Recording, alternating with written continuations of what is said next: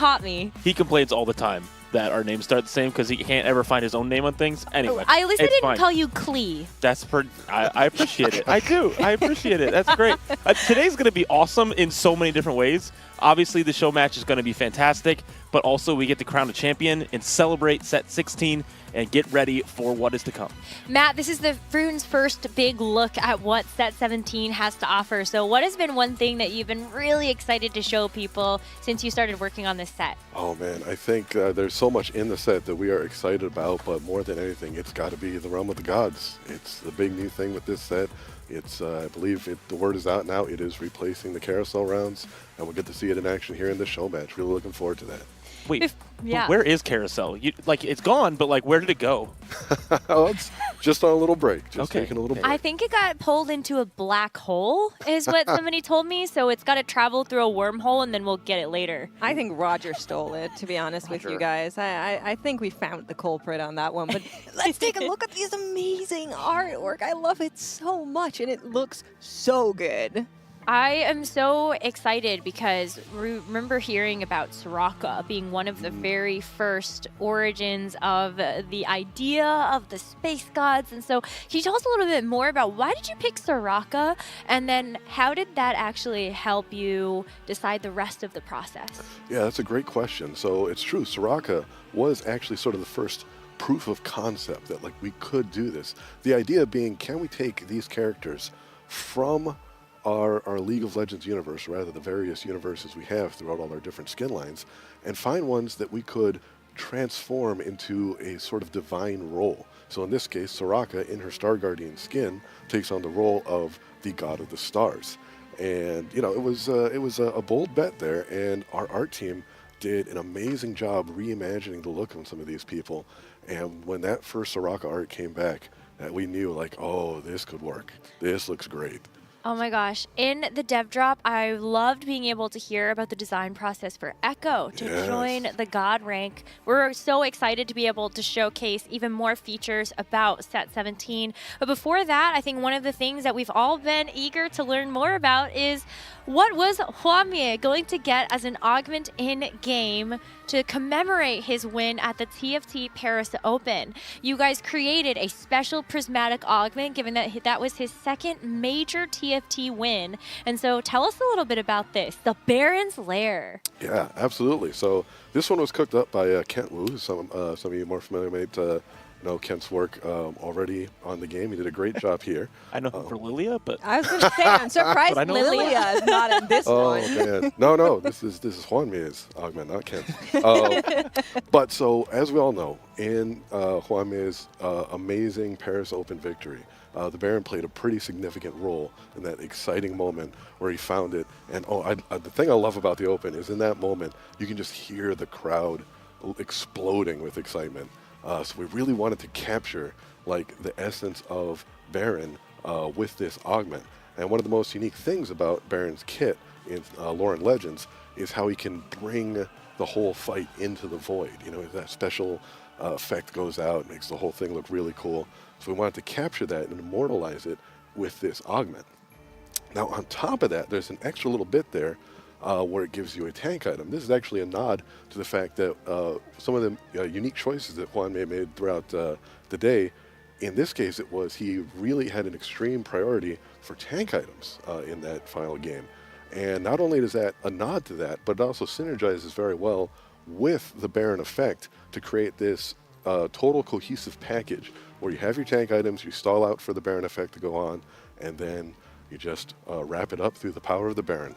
Wow, I cannot wait to be able to see this augment in action, and we get to do that maybe shortly if any of our players for the show match ended up picking it. Let's get started, everybody. Your first look at Space Gods, set 17. Now, Matt, you have actually been one of the big voices for our TikToks and our social posts. Do you mind doing the honors to introduce us to the show match? Oh, well, sure, I shall do my best. Welcome, everyone. Very happy to have you here. And without further ado, welcome to Space Gods. Wow. I love it. I got chills. I can't wait. I believe I saw our gods this game may have been, caught a glimpse of, I think, Thresh and Echo. Yes. Yep. Oh, wonderful. That's what I saw too, and I see on a bench we have Anima already being picked up by Sean's. Tell us a little bit about Anima. I know it's a little bit of the high-risk trait this set. That is correct. So Anima, we saw Anima last in set 14, Cyber City. This time, we wanted to see if we could do a slightly different take on the theme of having those animal weapons, and in this case, it is the high-risk trait for the set. You build up tech. When you reach certain tech thresholds, you get a chance to turn that tech into weapons, or to store it away, keep building for higher-tier weapons. Now, one of the cool things with Anima is that the higher-tier weapons can actually be used by anyone. So if you reach one of those higher cash outs and you think, oh, I got this weapon, I could use it with this other characters, not even Anima Squad characters, just other character in the set, you can have some of that fun of pivoting to that character after your big cash out. I'm really excited about all the new trades, and I feel like they're so flavorful, but I kind of want to tap back a little bit to yesterday, because you told me Thresh is your favorite of the 9 gods, of space gods, because he can tempt you with a pool of variety from the other gods. So how keen do you think our show match players are going to be to maybe click on Thresh? Well, that's a good question. Yes, I mean, Ooh. oh, look at this. Hey, Prismatics to start adding a little bit of chaos, maybe some more extra resources to make something crazy happen in this game.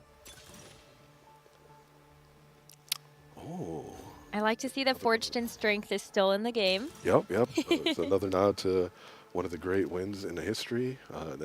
We love having that kind of legacy built into the game. You know, remembering the players, the moments that make the game what it is.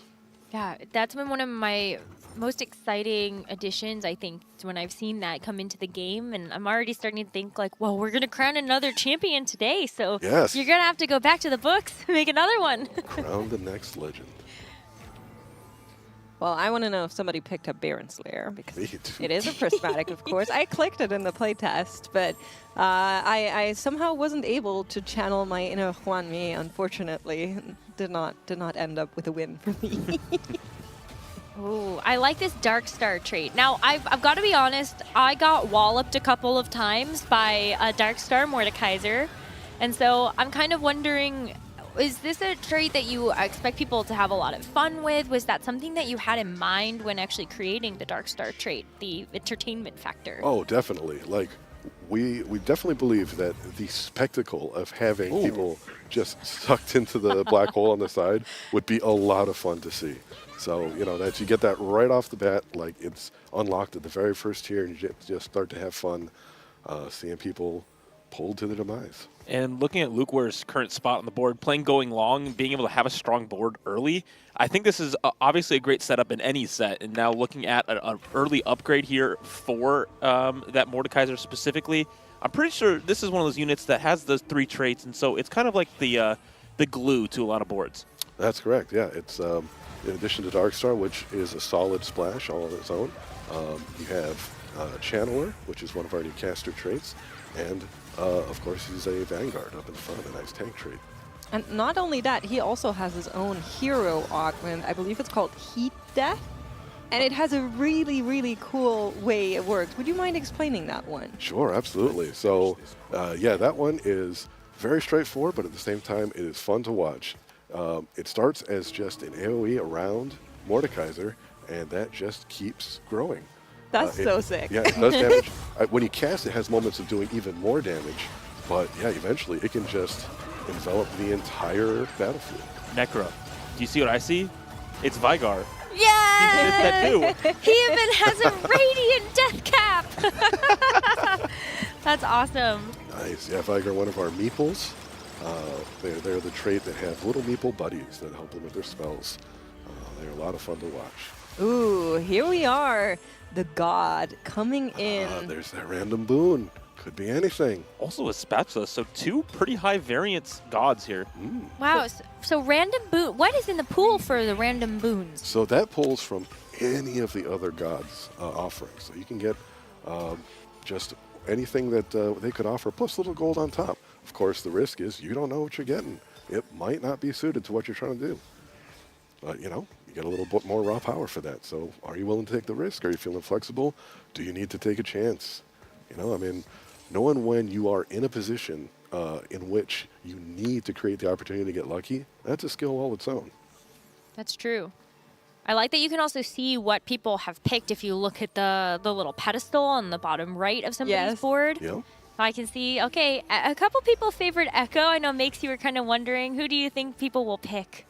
Yeah, absolutely. Because I feel like on the playtest, people really enjoyed sticking to one of the two gods. And it does matter to an extent because later in the game, there is basically a treasure round where your god of choosing then gives you something extra. And so the one you picked 2 times will decide what you get in your treasure round, which people should maybe be a little bit aware of. Would you recommend that people tend to just like pick God A and then pick God B to then see for the third one where they want to go? Or is it more like a Legion? You can end up wherever you want. If you want to go Echo all the way, that's also super viable. Yeah, I think there are a lot of good viable approaches to that.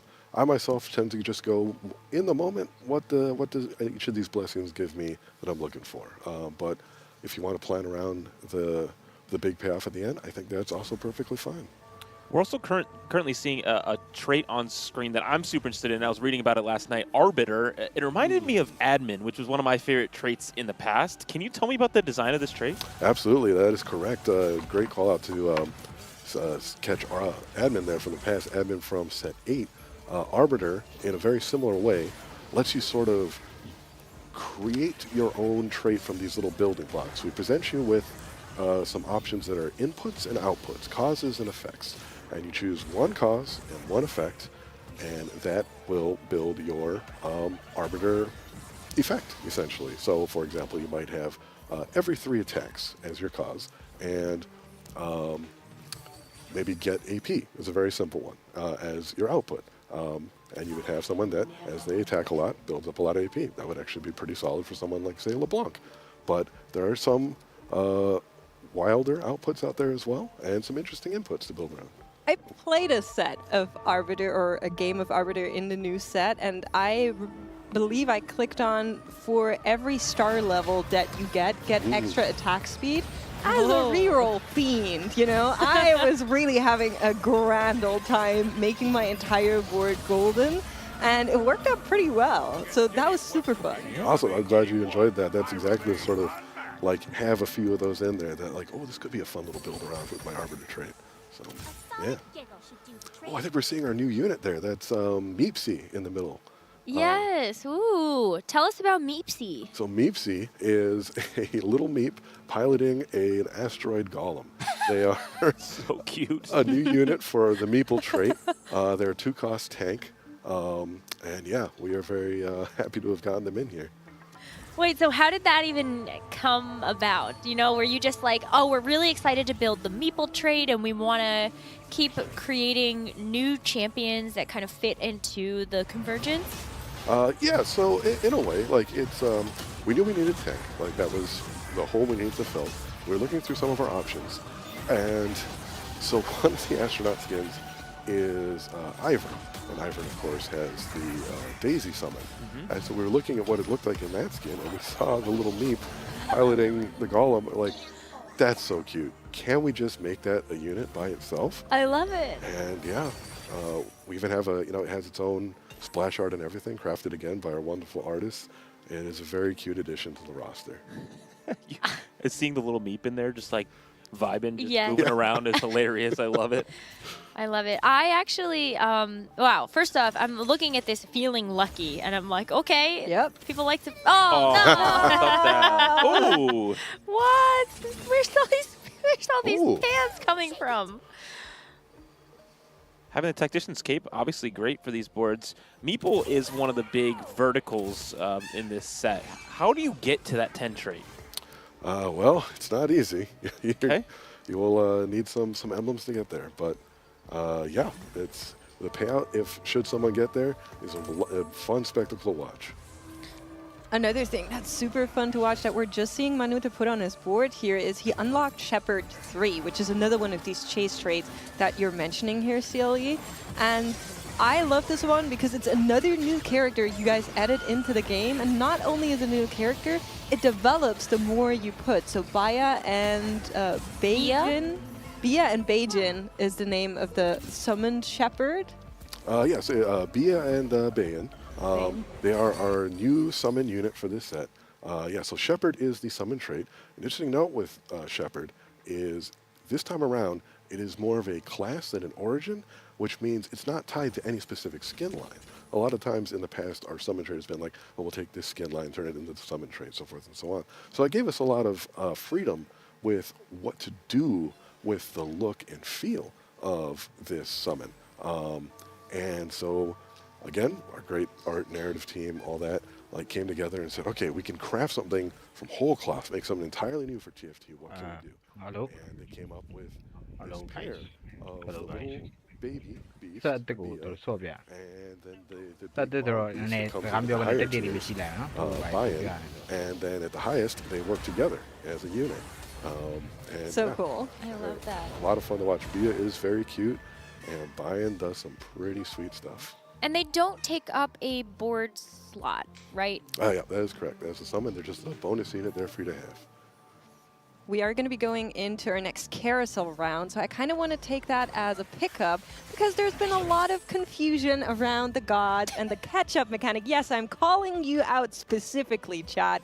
A lot of people don't understand how exactly the catch-up here works because, of course, carousel used to offer 5 costs, 4 costs to those players that are lower in standings first. So could you elaborate, maybe for everybody that is still a little bit confused, how exactly does it work for Pengu to cut you up? Sure. Okay. So, yeah, Pengu is one of the things that are working as part of our catch-up mechanic. Because as you know, one of the things that Carousel does do is allow for a bit of a catch-up for if you are a little farther down. You have a chance to get back in the game by having first dibs on what's going on in the carousel there. In this realm of the gods, after your major gods have given you their offerings, you've made your choice. We also have the third god there, Pengu. Pengu is the god in the set. He offers you another set of options you can choose from. He'll always help you no matter who you're aligned with. He's always got your back. But if you are doing a little worse, your options are just a smidge better from what Pengu offers you. We're talking like maybe a gold or two a difference, something like that. You know, I mean, much the same way that like the range of units you would see on a given carousel might be between like 1 and 3 costs early and then a little higher later on. Exactly. So here on stage 3, we saw 4 costs offered to a duck who would be, first pick on the carousel, which would be, hey, there's 3 of those-ish on the carousel. There was 3 options there for him. So seems very, very similar, if not almost the same. Except maybe the components, come with it are a little bit different because of how the gods work. Yeah. It's there is another subtler catch-up thing built into some of how the PvE rounds work right now.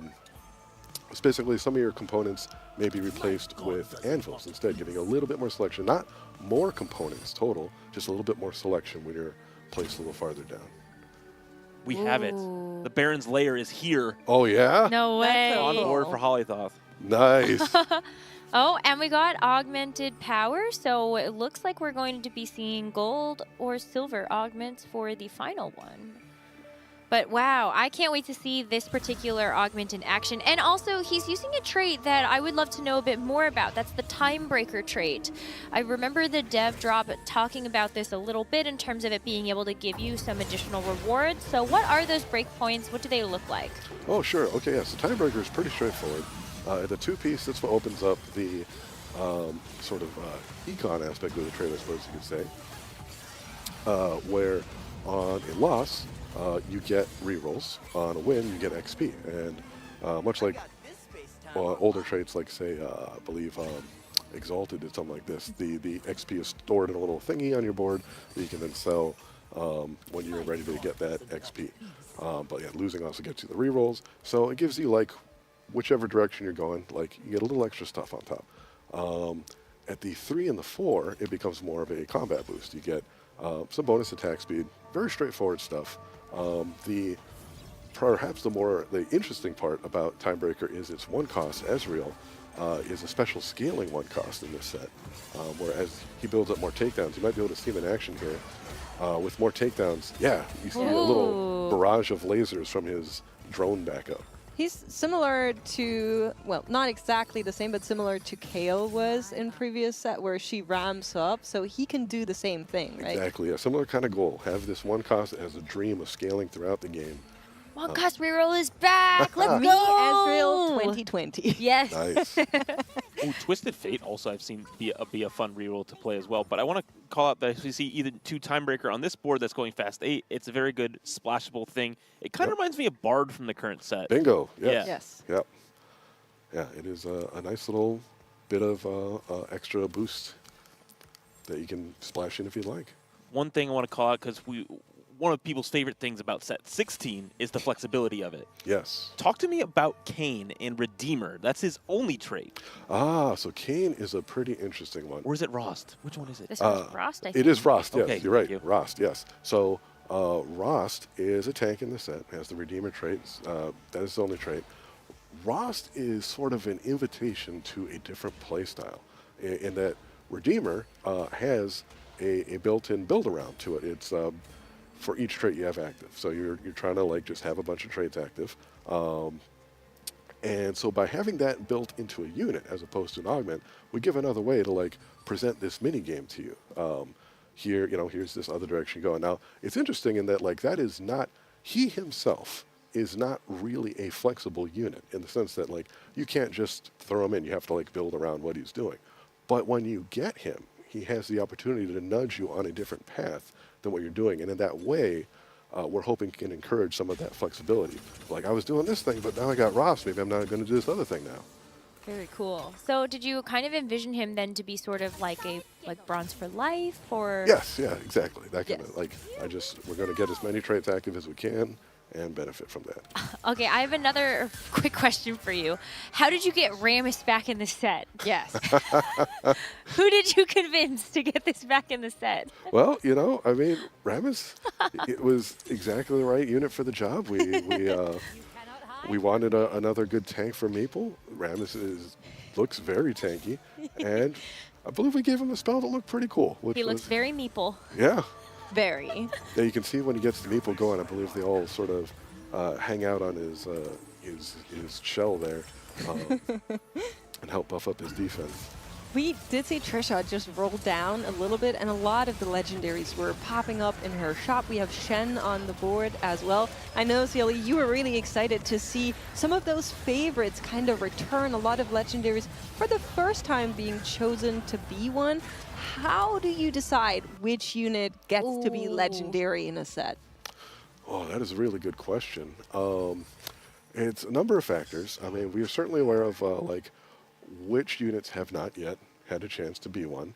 Although related to that question though is, do we feel there is something we can do with this unit that would feel legendary, that would fit in this set, all that sort of thing. So in this case, we did find ones that we felt like would work for, Shen, Vex, the Graves, I believe is another one. Yeah. Yeah, that whole cast. We're looking forward to landing, hopefully people that are big fans of those champions will get to enjoy those 5 costs. Well, I'm seeing one, Jin. Why Yeah. is he so big? So that, I believe, yes, they have 6 Darkstar active. So with 6 Darkstar, one of your Darkstar units becomes super massive. And in this case, I believe it is Jin because he is quite large. It also gives you 2 little, like smaller black holes to place on the board. You can see one right there, which, in addition to like helping absorb a little damage in your front line there, I believe they also deal damage around them, as a black hole there. But yeah, it gives you a little more stalling power for your big supermassive unit, in this case Jin, to dish out a bunch of damage. Also, what are we calling this now? Because Mix last time called it Carousel. That is not what's happening. Fair. The Realm of the Gods? Yep, that is Okay. what I Alright. call it, yeah. My bad.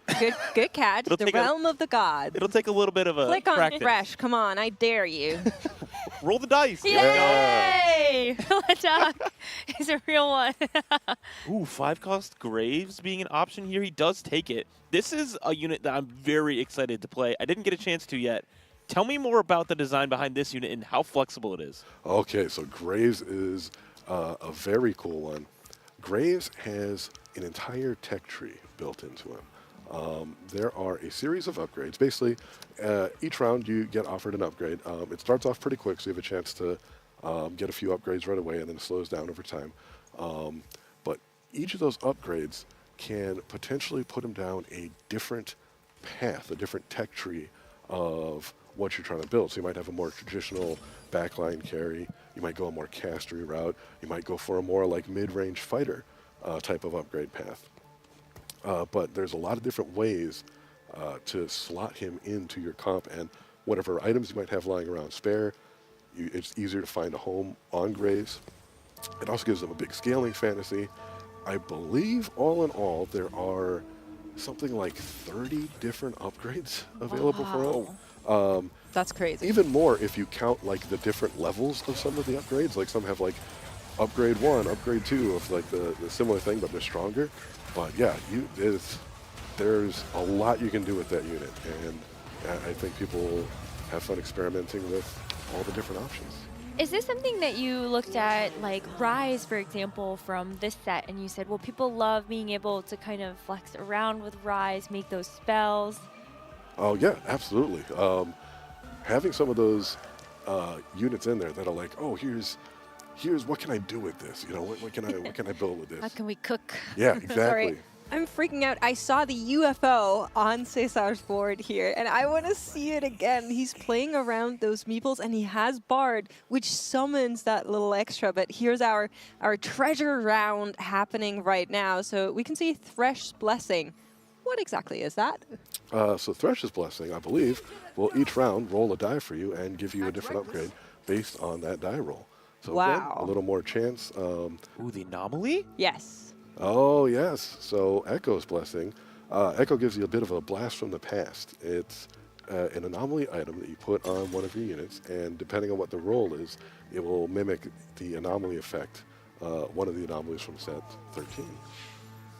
And this, I'm so excited to see this happen. But so the treasure realms, though, those rewards are going to be the same based on the allegiance that you had towards a god at the end of it. There's no like power scaling for your allegiance to them, like if you pick them 3 times, for example. No, yeah, it's the payout should be the same whether you did it 2 or 3 times. It's just whichever one you aligned with the most. I believe there's one exception with Yasuo where, because Yasuo powers up your the hexes that he gives you, Yasuo gives you special hexes. If you only chose them twice and you only have 2 hexes, to kind of make you feel a little, you don't want to feel like, oh, I have 1 less hex, it's just worse for me. We give you a little gold as compensation. Something I also wanted to note, you'll see over on the right side of the screen there, you could actually see some of this after the second round, but once people have aligned with a particular god, you can see which god people have aligned with next to their portrait there. So after round 2, anyone who had chosen the same god twice, you would have seen that that image next to their scoreboard name there.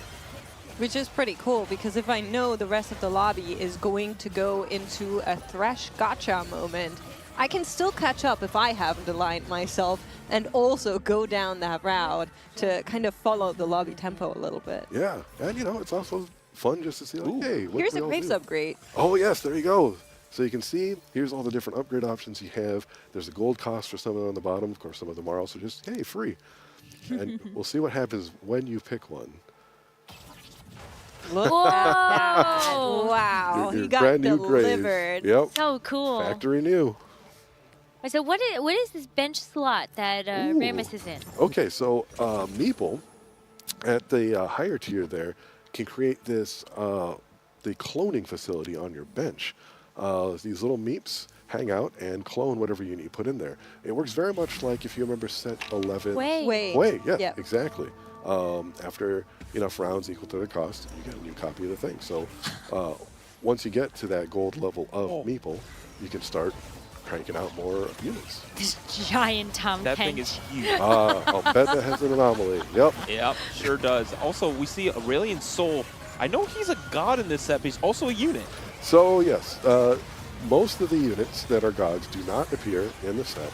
Aurelian Soul is one tiny exception because in this case, it's a mech Aurelian Soul. We figured it made some sense that, like, sure, in this world, why wouldn't someone make a mech that is looks like this god. You know, I could It believe makes it. sense, actually, especially if you like worship Aurelian Soul, then maybe you would actually make a mech out of him.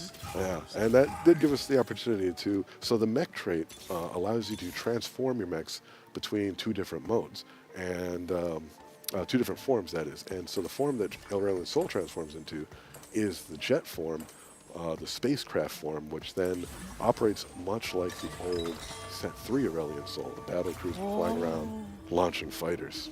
So cool. I know there's a board tax that comes with that, though, right? If you change it to the other, change a mecha unit to the other form, it takes it 2 board slots? That is correct. Yeah, when you change your mech to the other form, it then becomes a 2-unit, a 2-slot unit, and you can switch it back. There's a controller to switch them back and forth as you want. The idea there was we wanted to have sort of an opt-in dragon type of thing. If you wanted to create this 2-slot unit, you could do that and have your whole celebrate that unit a little bit more. But if you didn't want that and just wanted to sort of have them fill a role on your team, you could do that too. We just saw the Thresh Blessing roll and give us 3 artifacts.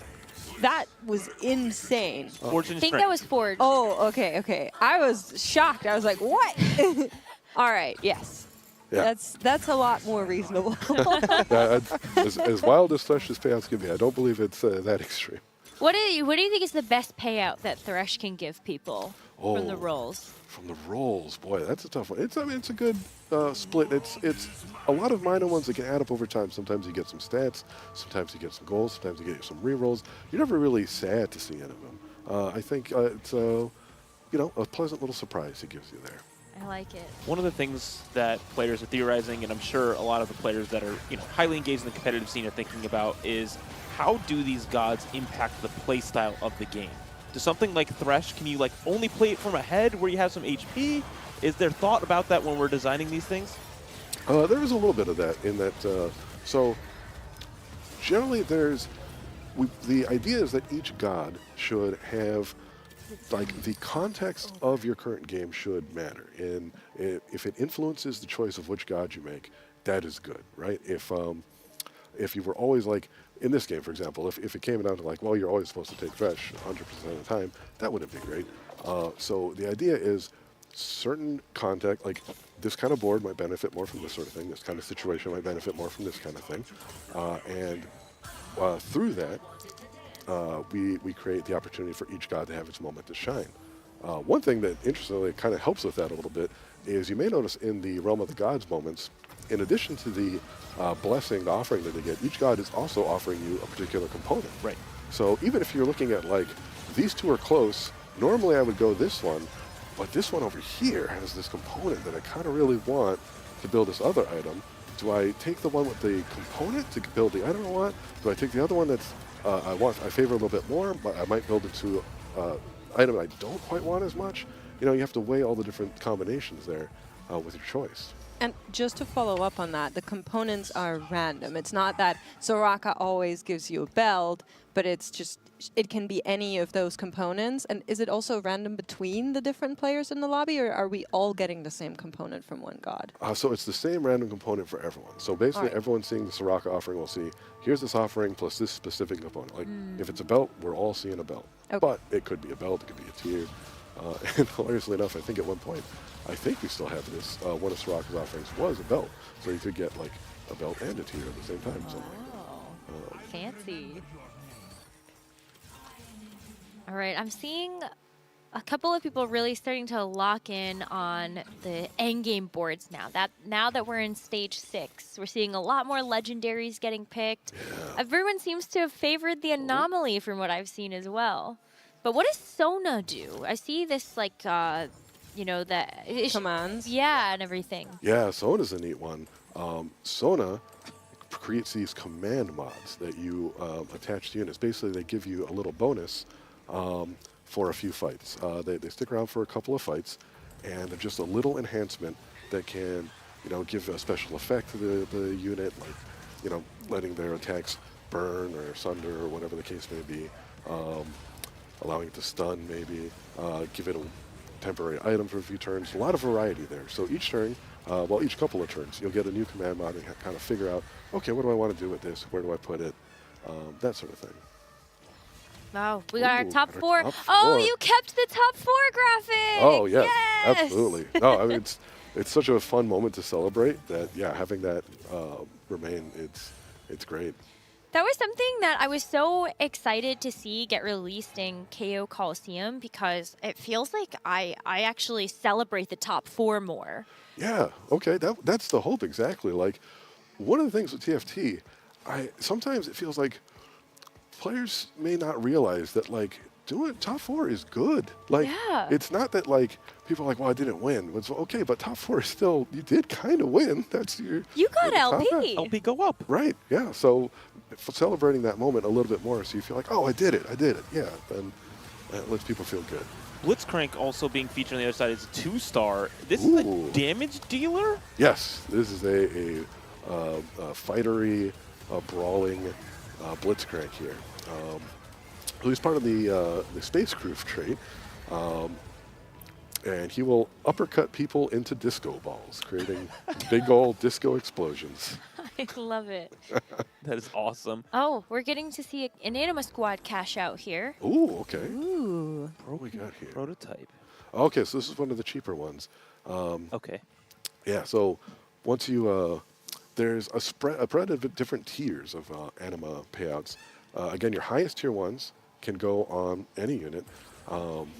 There's a middle tier which are particularly useful on certain anima units. So if you're sticking with, like, I want to play, like, you know, this anima unit, you might find the item that pairs very well with them and use that. And then we have our very cheap tier that's like, okay, I'm still getting some payouts. I can maybe find a use for this thing. This is also Fiora's first time being a 5-cost. We just saw her right. not quite make it through this fight. But tell me about Fiora and what she does. All right, so Fiora is the Divine Duelist.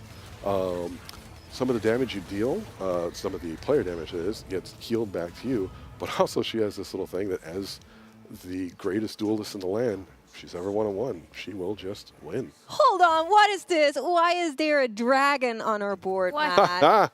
Okay, so as you may know, Bard can abduct, the UFO that Bard summons can abduct units. Uh-huh. If you have Bard, He abducted the dragon. Really? that is correct. We also have 3-star Corky, which Oh. is 4-cost, by the way. Nice. So we can place dragon on our board. Just to, like, reiterate that is the case. Yes, that is. What? Yeah, that is something we want to be possible. Like, it's funny, when it came up, we're like, okay, what if we could do this, though? What if we could get away with letting players, because it's fun. It so feels like fun. you're getting away with something. Like, I abducted the dragon, I get to play the dragon. We do want it to land in the spot where it's like, the dragon feels like a reasonable unit to have on your board. But, yeah. And it costs 2 slots, I assume, because it's big? Or is it 1 slot? I believe it's just one. Wow. That's so funny. Does that mean, like, if somebody unlocked Zed through their augment, that they could actually abduct Zed? Does it show up in your shop if you've abducted him? Oh, I don't believe so. No, the only way to get Zed to show up in your shop is The yeah. augment? Okay. All right. Oh. Oh, I can't. Rolling down damn for it. Graves 3. Wait. Ho, ho, ho. Can he do it? Selling board, trying very hard, but Oh, not man. enough time. Oh. Sean, Oh. unfortunately, Wait. thumbs up and a valiant effort. Hold on. I saw a request in chat. You know, these are playtest games. This is, you know, the first look at this set. I saw Bard 3, please? Oh, do we have Bard 3? I don't think so yet. I Wait, think we're someone's close. going to roll. Someone's going to roll for Blitzcrank, actually. Let's Hang break on. 3 too, maybe? Wait, let's see. Luke Ware and Cesar Baker, the final 2 players in Come the lobby. on. Two more Blitzcranks. Come on. Luke Ware actually is time to do it too because you're rolling on the PvE round. One more. He Hey, only he's holding needs Bard. one. Oh, no, we sold Bard. Okay, good. No. He's got 7 Blitz. We have time. We have He's got time. 8 Blitzcrank. on. Please. Would this be your first 3-star 5-cost? Oh, Wait, dear. does this count for pick'ems? No, I think that's already done. Sorry about that, Seal. Okay, he has Come to on, do come on, it. roll. Please. Maybe Thresh can give us something really good? Okay, not quite. Just more gold. We need gold. Oh, wait, we're one off here, too. Bard 3? Maybe Bard 3? Wait.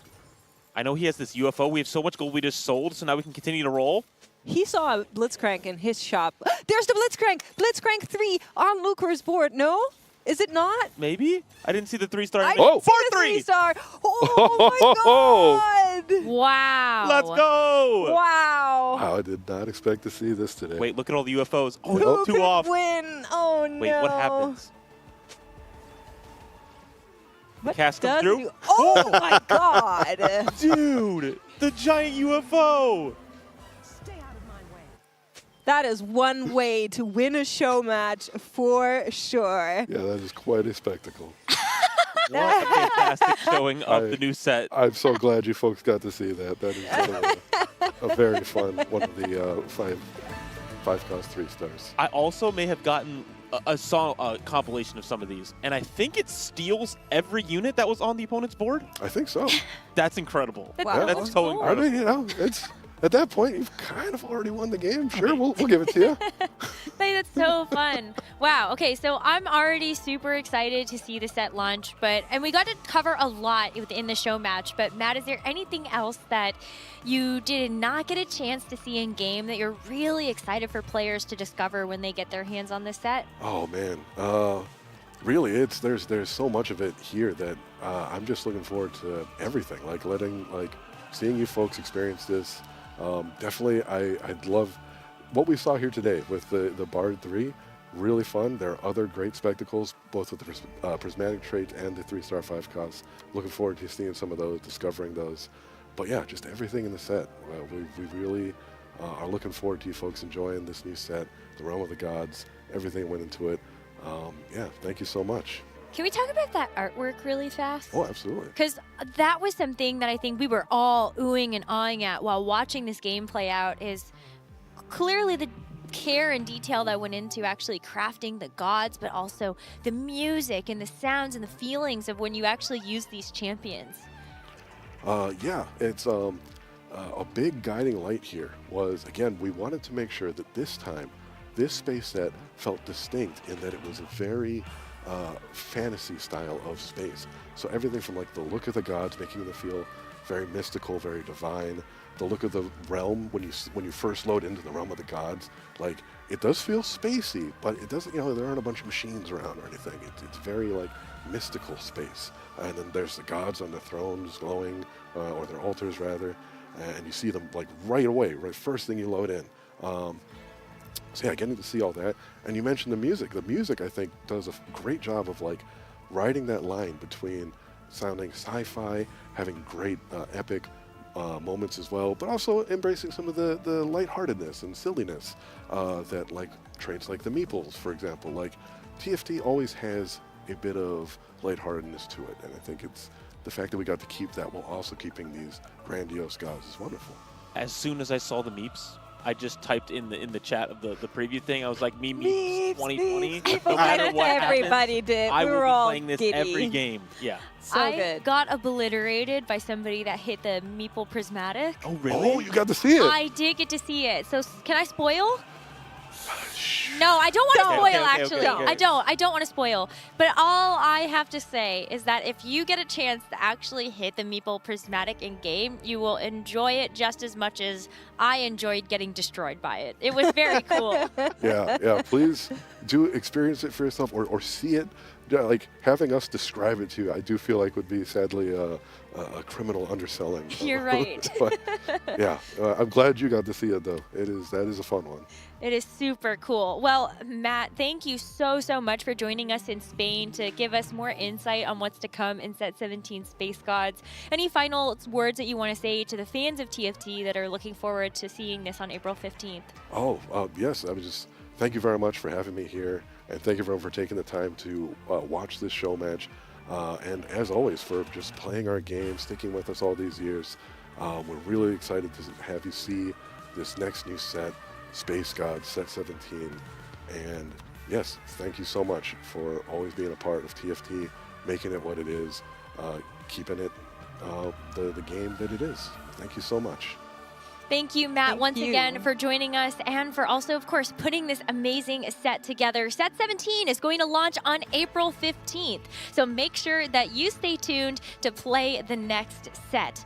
We are going to be going to a quick break, and then when we will come back, we will be starting with the Tactician's Crown Grand Finals for Lore and Legends. See you all soon.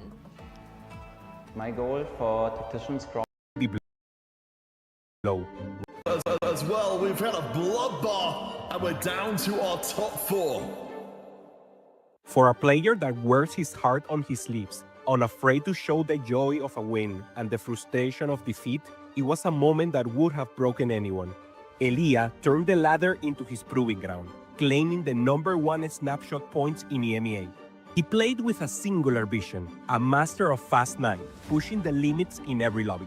Again, Leah, congratulations. You are EMEA champion for Lore and Legends. We look forward to seeing what you can do at the Crown.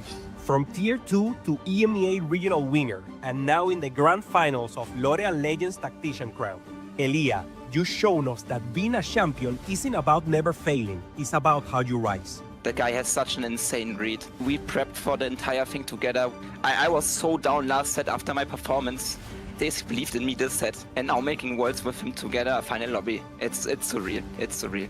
And as you step into this final lobby, remember, you're not climbing alone. What? 2 frauds in final lobby? Only one more thing to do. Bring it home. Easy snack. Hey, Daisy and Elia. I know one of you guys is gonna bring it home tomorrow. So good luck. You guys got this. Good luck, Elia and Dasik. You guys are the GOATs. Let's go, Uncle Elia! Let's go, Elia! Let's go, Dasik! Elia and Dasik, you got this. GG. Wishing my good friends Elia and Dasik the best of luck at the World Finals tomorrow. Let's go! Hello, Dasik and Elia. Good luck today. I hope you guys do very well and one of you guys win Worlds. Let's go, Elia. I hope you win. Dasik, I hope you win as well. Yeah, I hope you win as well. I'm sitting here in my Elia cosplay, ready to watch the bro take the crown. Let's go! I could not think of a better way to get us ready to go for our Tactician's Crown Grand Finals than seeing the love and support for Elia and Dasik as they get ready to take the stage representing EMEA. The entire Cooking Brownies were there to show the support for these two players who've made to the Grand Finals. Yeah, it's been such a long time for EMEA. Of course, we still have Revan and Darthnub in those positions, coming in from the West as well. Tamino doesn't have to sit alone this time. Yeah, it's going to be a really exciting battle today because for the Grand Finals, we only have 8 competitors remaining that get to vie for the Tactician's Crown and the World Champion title for Lore and Legends. Elia and Dasik are just 2 of the competitors taking to the stage today, and I also want to take a moment to actually talk about Darthnub because from the Americas, last set, they were not here in the Grand Finals for KO Coliseum, so that was definitely a little sad, but Darthnub does stand as the last competitor from the Americas that we can cheer behind. And he's a player that has a very first or 8th playstyle, which is sometimes not what you expect to see in a Swiss stage coming into day 3, but if you end up making it to the Grand Finals lobby, this is a huge advantage. You have a lot of comfort playing around Galio Rise, for example, these really high cap comps that can win a checkmate format. Darthnub is a community hero because he posts all the TPC schedule posts on competitive TFT, and he also has a damage calculator that is going to be selling like hotcakes pretty soon.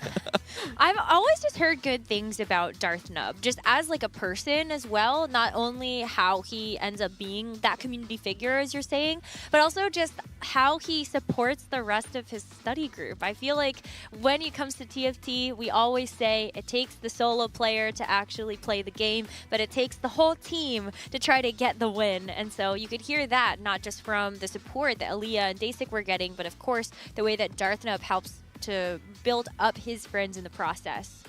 And he's a player that has played very little or no reroll, weirdly enough, in the first 2 days when reroll has been so dominant. Look at someone like Revan, for example, with 7 games of Darius reroll. So I'm curious to see how these different game plans and styles will clash on this grand final. Just so interesting in a checkmate format, especially.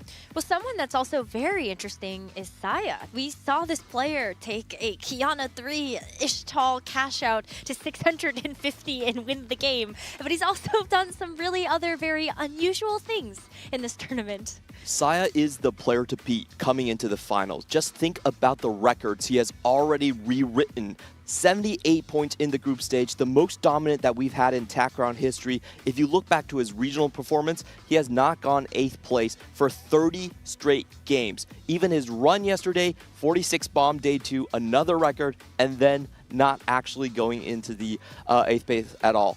The scariest thing, he's actually the youngest competitor with no previous competitive history, so this is a great opening chapter for him. While we're getting info on some of our players, we are very excited to be joined by special guest Ibai. And we're so excited not just to have you to kind of talk to us a little bit about what's going on Movistar Koi, but also how excited are you to see Reven as a part of this grand finals today? Yeah, we are so excited because for us it's unbelievable. Reven is our friend and he's playing very good. He's playing a lot of Darius, but we are confident for today.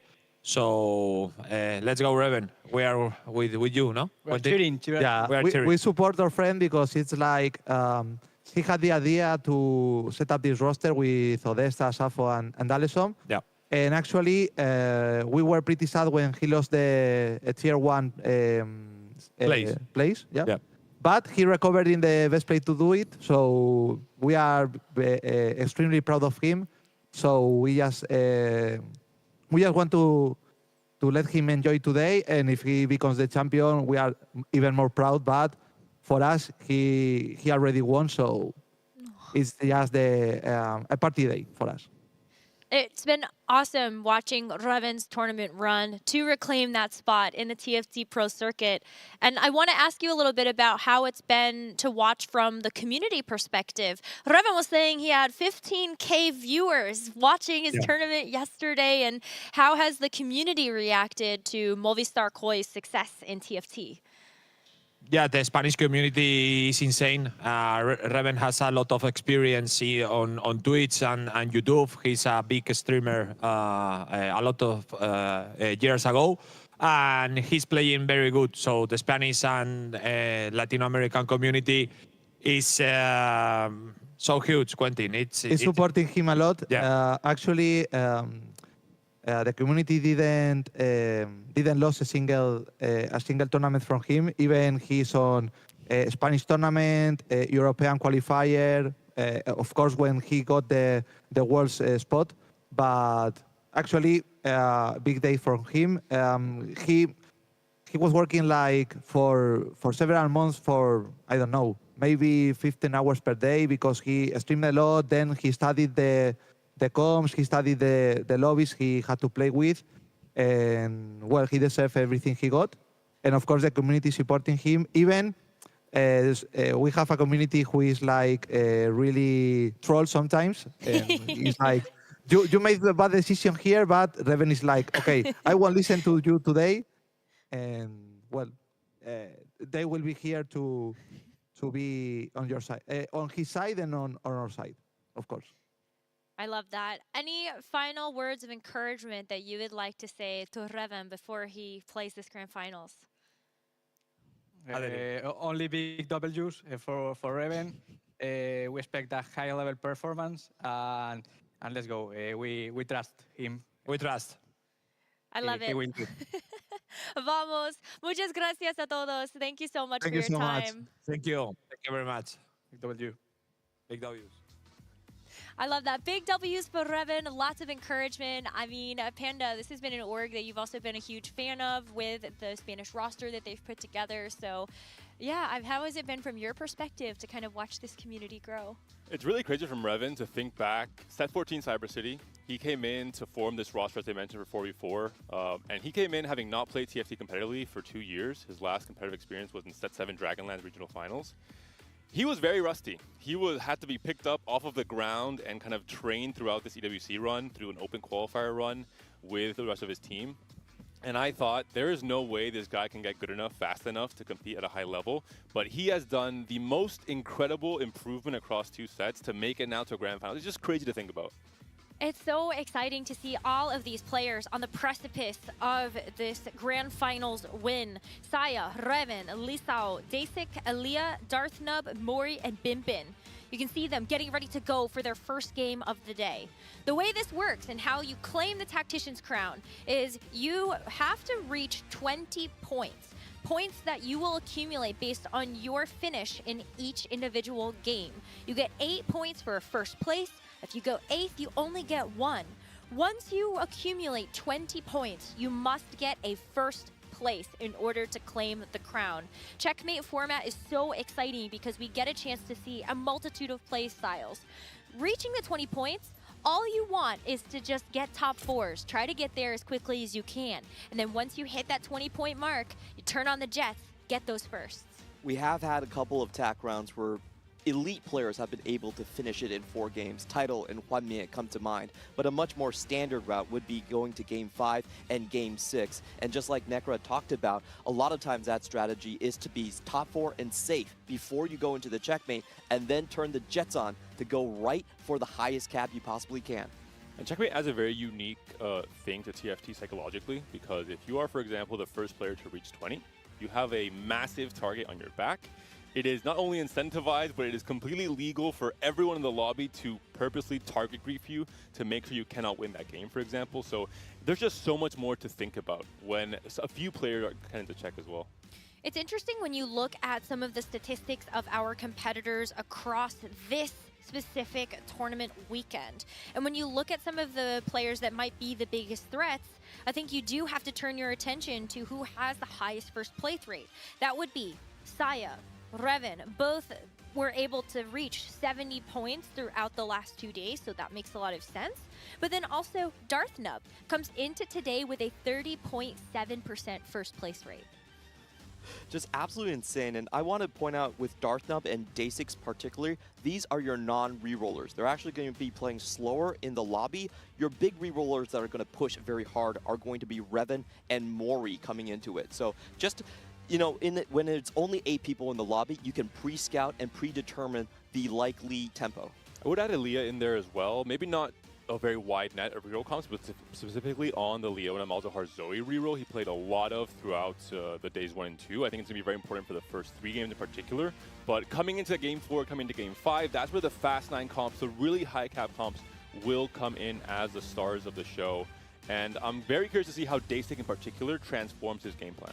Let's get into it, everybody. Game number 1 of the grand finals of the Tactician's Crown for Lore and Legends is upon us. We've got Lissandra as our first encounter, so everybody is going to get a full roster of 1-cost champions for their Howling Abyss.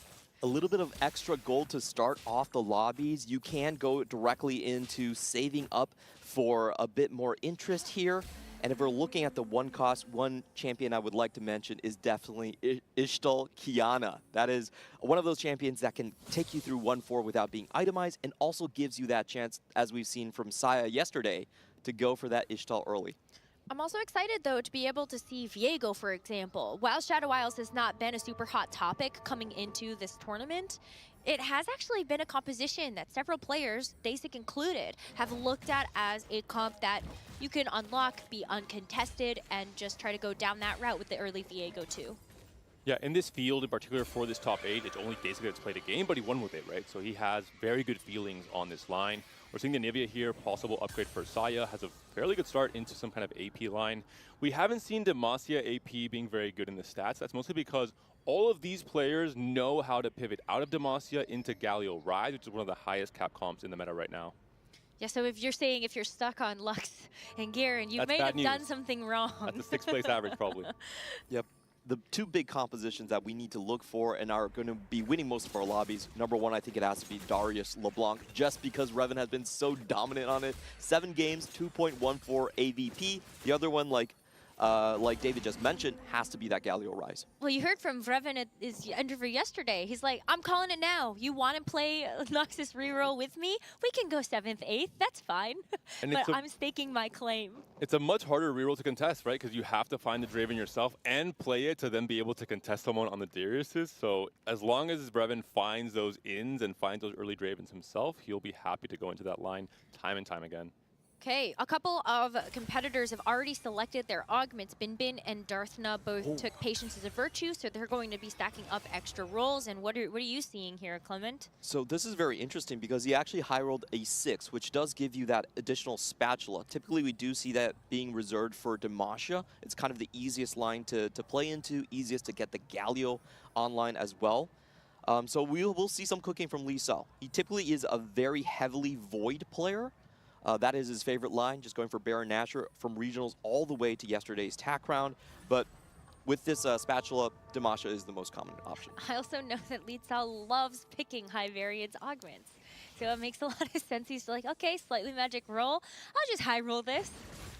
Tien as a whole has played a lot of Demacia across days 1 and 2. I think Saya also has a good start for it with the Sona 2 and the Anivia 2, so really, really strong backline. Binbin, we're seeing there holding a Sona and the Jarvan as well. So I think most of Tien likes playing into Demacia as a way to get to those very strong fast line boards in stage 5.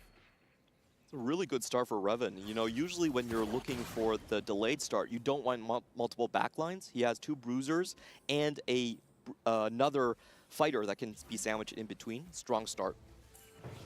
And then he has the Lulu, just in case. And the duplicator, more importantly, for a 3-cost reroll player. True. What? All right. Another high roller here, Saya, already finding the Vi 2, one of the strongest starts that you could possibly ask for. Has Continuum cogs as well. This has been mentioned by Weijin as kind of the strongest if you're going to the AP line, but of course Blast Shield is a little bit more flexible. Decided to go for the Blast Shield, yeah, but I thought that was kind of wild that he was holding on to 4 copies of Alawi. Very interesting. To make gold here, he actually sells an Anivia too. He thinks, I am so strong, I'd rather make a little bit more econ and make my board weaker overall. Just trying to walk that fine line. I think he's in potential to be a 10 streaker, right? If he's able to really continue pushing the tempo like this. This is really interesting because actually Anivia is a lot stronger than the Sona, so he's leaving himself more open to the Demacia line by doing this. He doesn't really have any chill on the board right now. Could buy the Zoe, but it would be even more expensive, and already has a crit, which Anivia would have built in her kit. So I kind of like the, as you mentioned here, just the more efficient holds for Demacia overall. And this is where we have to look at Binbin's board. There are 2 players with Patience as a virtue. They will most likely be rolling down for their Bard and also Direction. So we have to see where they want to go with this one. Already a Draven found. All right, well then Binbin might also be staking a claim, but he actually just sells the Draven in order to try to make 20. Binbin was one of the players that actually bullied Revan off of the Noxus reroll yesterday because Binbin locked into Noxus with no scout, no pivot. We heard Revan yesterday. He has nothing to lose. Yeah. I think he'll allow it one time, but the second time, no sir. He does just hold hands. Dasik is holding on to a singular Draven, 40 gold right now already before the stage 2 carousel. Dasik is a player that also, like Darthna, doesn't really want to play into low agency lines. He doesn't want to play into reroll at all. So we saw him playing a lot of spots that looked strong for Noxus reroll yesterday, ended up becoming Mel flex spots and just pushing to level 8 and level 9. Bit of a crazy hold coming in from Darthum. He's actually missing econ on his bench right now. So this might signal that it's not going to be a full commit to the Ishtal questing line for the Brock, but likely just a resource step.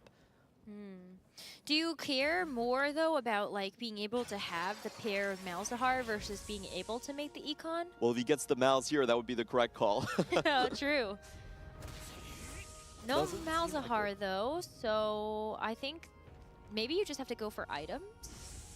Also the worry, I think that there's quite a few players that are hovering the idea of playing around Demacia, but obviously it's a line that really cannot support more than 2. Even that second player who's rolling after the first is in trouble because of you really have to stabilize around Garen 2 and Lux 2 in stage 4. Yeah, we also didn't get a chance to take a look at what Darthnub's quests are, so that could potentially give us some inkling on where he is going.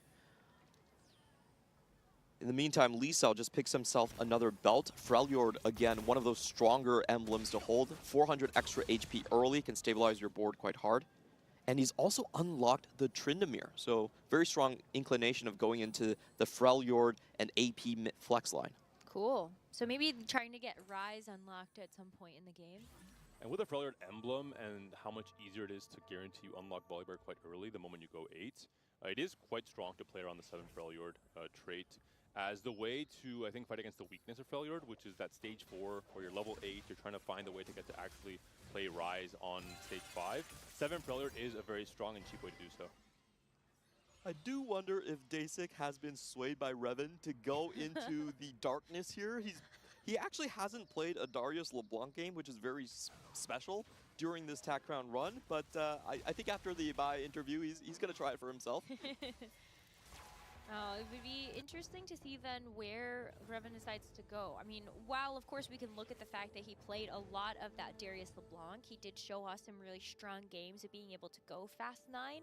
And so I think he would also be fine with this delayed start, being able to put together... Oh, he actually got his win streak snapped though. I wonder if that was Saya. Because Saya was looking quite strong. It could have been.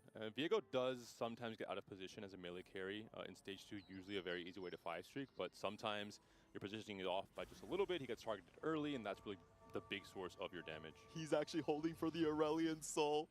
We got it online, boys. There could be that chance. No way. We heard we were hyping him up as kind of the hero in terms of the content, and maybe he's taking it a little bit too seriously. Game 1, Acel, save it for checkmate. I thought Mori was talking about this. He was. Unleashing the Aurelian Soul. He was going to make the crowd roar with Aurelian Soul. Maybe that was the script reserved for Saya. Wow, that's funny. I remember seeing that post yesterday from Mori, and I was like, I'll believe it when I see it. I'm just saying, if he gets Cosmic Calling on 3-2, he's going for it. The only player in this field of 8 who played Acel across the Swiss stage was Elia. Can you guys guess his placement? I remember. 8th. That's right. He won 8th.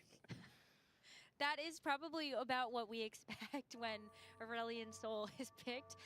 But I feel like some of that is just also, you're not really sure there's anything else open for you. Maybe if you just throw something at the wall and see if it sticks. Because we did actually have several successful games of Aurelian Soul in the Americas Regional Finals from Ready.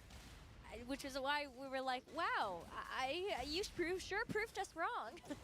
Acel's a champ that you really have to get the early stacking and survive that without losing too much, and it's much easier to do that in weaker lobbies overall. In a top 8 and attack round, it's much harder to get any wins with Acel at the start of Stage 4. We're getting something spicy. Gold orbs across the board. Double 4 cost coming in for Mori, and that would establish him pretty firmly into the Demacia line here. I have seen a lot of Mori games to the point where when I saw that setup, I was like, he's going to go into the Darius LeBlanc. But with the Garen coming in so early, I feel like that means a signal for him to pivot off. And Dasik has a chance for a Juggernaut emblem potentially on this Darius as well. Has a Sterak's already built here, so really looking quite good. Can build a blue buff for LeBlanc if he wants to have more of a backline AP carry. But the 3-2 augment selection is going to be really important for any player trying to go for 3-cost reroll. A lot of potential spats being given, lots of extra econ, so even if you had a bad Stage 2, you can still pick up. This is what I love about Gold Orbs. It really opens up the possibilities here for all these players. And Dasik did perfectly lost streak into Stage 2. He was able to break all of the patience of the Virtues players, so job well done by him. We have seen this script over and over again from Revan. Let's see how he executes it. He's holding Yasuo as well, just in case he finds Yasuo 2. He can maybe play around the Yone Ari he's holding. So Dasik is a player that I think always wants to keep a lot of options open and play for a lot of consistent results. Not really fighting for the first, not fighting for the fame that Revan's fighting for with the Darius. Instead, just trying to get a consistent placement. Gold augments here. A couple of items that can be picked up. Bin actually going for a big grab bag. We've got Elia picking the Dragon Golden Dragon armor. There we go. You got it, Necra. Golden Dragon armor. I was not going to correct you. I know. I trusted you fully. Well, I still like my shortened version. But what a Garen? How did he get this Garen already? Gold orbs. That's the tragedy of gold orbs, is that they can give you the same champion across the board. So we are going to see a contest from Mori and Elia most likely. On the other side, Saya actually with the level 5 Lissandra. He didn't need the orb for that. He just naturaled it. So he's able to pivot off. Some people are just lucky. And right now there's 4 different players that have a Garen 1 on their boards, and we are on 3-2. So anyone trying to unlock Silas might be in trouble. Lisa got Spreading Roots and got a Freljord emblem. Uh-oh. He has 2 Freljord emblems. So that's going to be a very, very easy set. Look at Mori. Mori's like, what? No way. I'm also shooked. Because Mori, he was so happy to pivot off of Darius LeBlanc when he got the Garen, and then he looks across the field, and then there's 2 extra Garens already. This is the problem if you're not super committed yet onto just general AP lines. It's going to start getting very congested. It seems a lot of players are beelining for a very similar Demacia / Freljord spread, and not everyone will have a clean way to navigate stage 4. Oh, this is so rough for Mori because if you look at his backline, he's clearly trying to angle for that early Garen, but you know, that comp doesn't stabilize unless you can hit the Garen too, and that's just not likely to happen in this lobby. See the cash out here from Darthnub, decides to push it a little bit further, selecting a new Ishtal quest. Do you have buy 68 XP? We'll get there slowly. I'm just saying, there's another Garen. These golden orbs have literally been planned by Mortdog to just make sure it's as spicy as possible and they're all competing on the same lines. So then who, are you really going to play chicken? It comes down to who has the most resources, right? Darthnub will be rolling on PB round. He'll be going to 8, most likely on 3-7, and rolling down to maybe even 0, until at least until he hits the Garen 2 and unlocks the Galio into the 4-1. I think Darthnub, with his current HP, he can't really consider playing his usual style of playing for Fast 9. He will be trying to play a much more consistent stage 4. It's tough when you already have such low HP. Like, the players that are towards the bottom of our HP totals have taken some big hits, whereas, like, Saya is still win streaking. 7 wins, cool. I really love the way he played the stage 2. Perfect team fight judgment on how he could get his streaks going. Looking at the units here, there are a couple of big hits. I would say Seraphine's actually quite nice. Lux, especially when you have 4 Garens across the board, is another big hit. A lot of AP flexors, basically. He's maybe concerned about the item quality, picking up another belt here, having already 2 Spirit Visages on the Garen, but he can build for the Morello on the Lux. I think it's not the end of the world. And it's a good thing to get key units from the carousel, for example, or from your orbs, because with Patience of Virtue, you can buy them from the shop, so you have a way to make your board a little bit stronger, maybe not lose by too much the next 2 fights until you can roll down heavily. Yeah, and we do have to mention, I think Darthnub's spot is probably the hardest in the lobby right now because he doesn't really have the good quest to get him into a good Ishtal cash out. It's most likely just a resource pit stop into a level 8 Hail Mary. So he is going to have a tough time. In the meantime, Bin and Dasik are going to be your big re-rollers on 3-5. And Bin very smartly gets entirely out of the forecast AP line, says, hey, Leona Zoe Malzahar is uncontested. I'm going to take my chances and roll it down for this comp. Meanwhile, Dasik is sitting on a pretty healthy number of copies of the Draven, but you're really missing out on that Darius. No pair. A lot of big spikes coming in here as we see Revan already going onto the Shadow Isle line here, able to take out the front line relatively quickly. He did start stacking early. One of his delayed start champions was that Viego. Yeah. And this really fits Revan's playstyle. Outside of, obviously, the evident 3-cost reruling he's done this tournament, historically, the last 2 sets in TPC, he's really been a player who liked pushing levels quite a lot and pushing the lobby tempo, not just rerolling on 3-5, but just pushing for comps that want to play aggressive to level 7 on stage 3. I think Shadow Isles fits this build perfectly with the Kalista unlock. I'm excited if you stay in the Shadow Isles or if you actually try to kind of flex out of it once you get to the point where you get the Thresh, but that will be for a little while longer when we look at stage 5. Cash out here for Darthnub. Do you like what you saw him get? Just a little bit extra resources. The biggest concern for me here is how much gold he'll have to actually buy units. He's going to have a lot of free rolls, but can you use all those free rolls efficiently? If you're trying to get ahead of the rest of the lobby, if you feel your line is 2 or 3-way contested, and you have to do it on 3-7. Oh, Darthnub is struggling. This is not the matchup that he would want either. Revan didn't roll too heavily here. He is greeding for 8 as well, so maybe a chance Darthnub can win this one. I think it's so rough for Darthnub. His front line is multi-way contested. He's trying to play AP flex, as most players are in this lobby. So he just needs to have some amazing rolls. We'll see if he decides to go for the level 8 roll to maybe, the PvE round roll, or if he will wait a little while longer. Big winner in this lobby. Saya, 10 win streak, 100 HP all the way through stage 3. Yeah, and you know, sometimes the rich do just get richer. He was able to natural 2 4 costs in stage 2. This is what we saw from Bin yesterday as well from the last game. Smart. Look, he's going to unlock Mel. Really impressive play. I mean, the Freljord board he's assembled with a Zoe added in across stage 2 and 3, the 10 win streak now. Now you can play for the higher cap comps like Mel. I think Freljord is a bit weak in stage 4 in particular. There's also a 7 Freljord play that's going to make it harder to hit the Braum 2 and Lissandra 2. So he picks a line that is open. He doesn't get into the Demacia or the Rise at all. It just goes straight to Mel. It's really cool. He's going to sell the Lissandra knowing that Mel did just get unlocked too. Wow, it's so brilliant. He doesn't want to be, I think, torn between 2 different paths. He just wants to have a clean roll down, knowing what line he's playing for.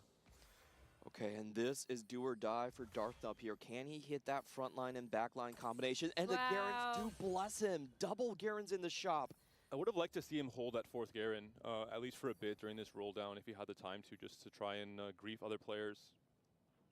He did get an Mbessa that he's going to maybe put an item on also to unlock the Mel. That might be another way out of this if he decides to flex into that instead. Yep. Wow, what a great hit for him. Definitely on a tough road there with 19 HP. Yeah, and that means that Mori is now the one in the hot seat because he also needs to find his way through this AP flex. We know that the Lux is pretty much been shut down right now. Mori has to look for Freljord Invoker, but that's actually a very difficult line to stabilize on level 8.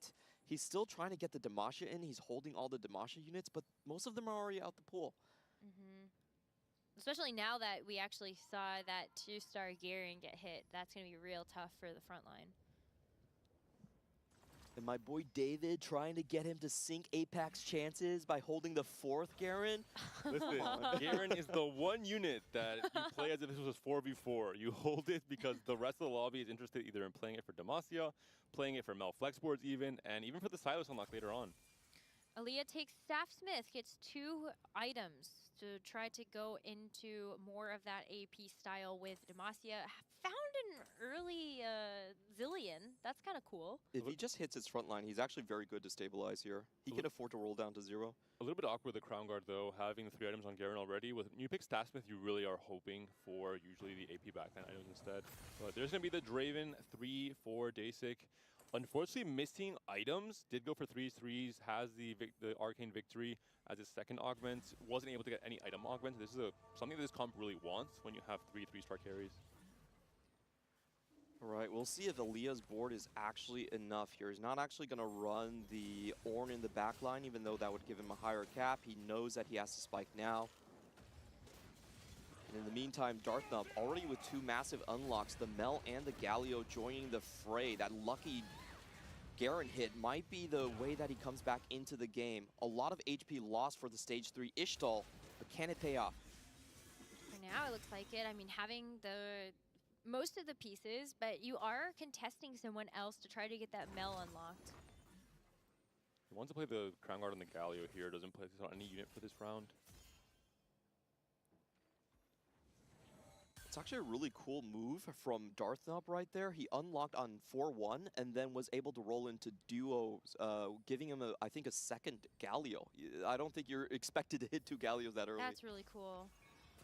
But that's true, that the duo queue can give you copies of legendaries that you've unlocked. Yep. Wow. So he really is ahead of the curve. Being able to get the Garen 2, stable now, gets the pair of Galio, may be able to beat the other Demacia players to the punch. And Revan's spot looks so good. Shadow is a comp that if it falters in stage 4, that's where you get into really big trouble. It's very hard to do well with it if you can't push 9, you're on head of tempo. But 6 win streak here, very, very rich. Has the threshold line with 3 items already, has the Mel unlocked. I mean, this is looking like a very strong setup for Revan in this game. That's the biggest test for the Shadow Isle line. You have to go into a fast 9 composition. If you're just stuck on level 8, it typically doesn't end well for you. There's a lot of extra juice you can add in. Of course, the things like the Shurima lines going into the Disruptors and Ornn are all big hits waiting for you at level 9.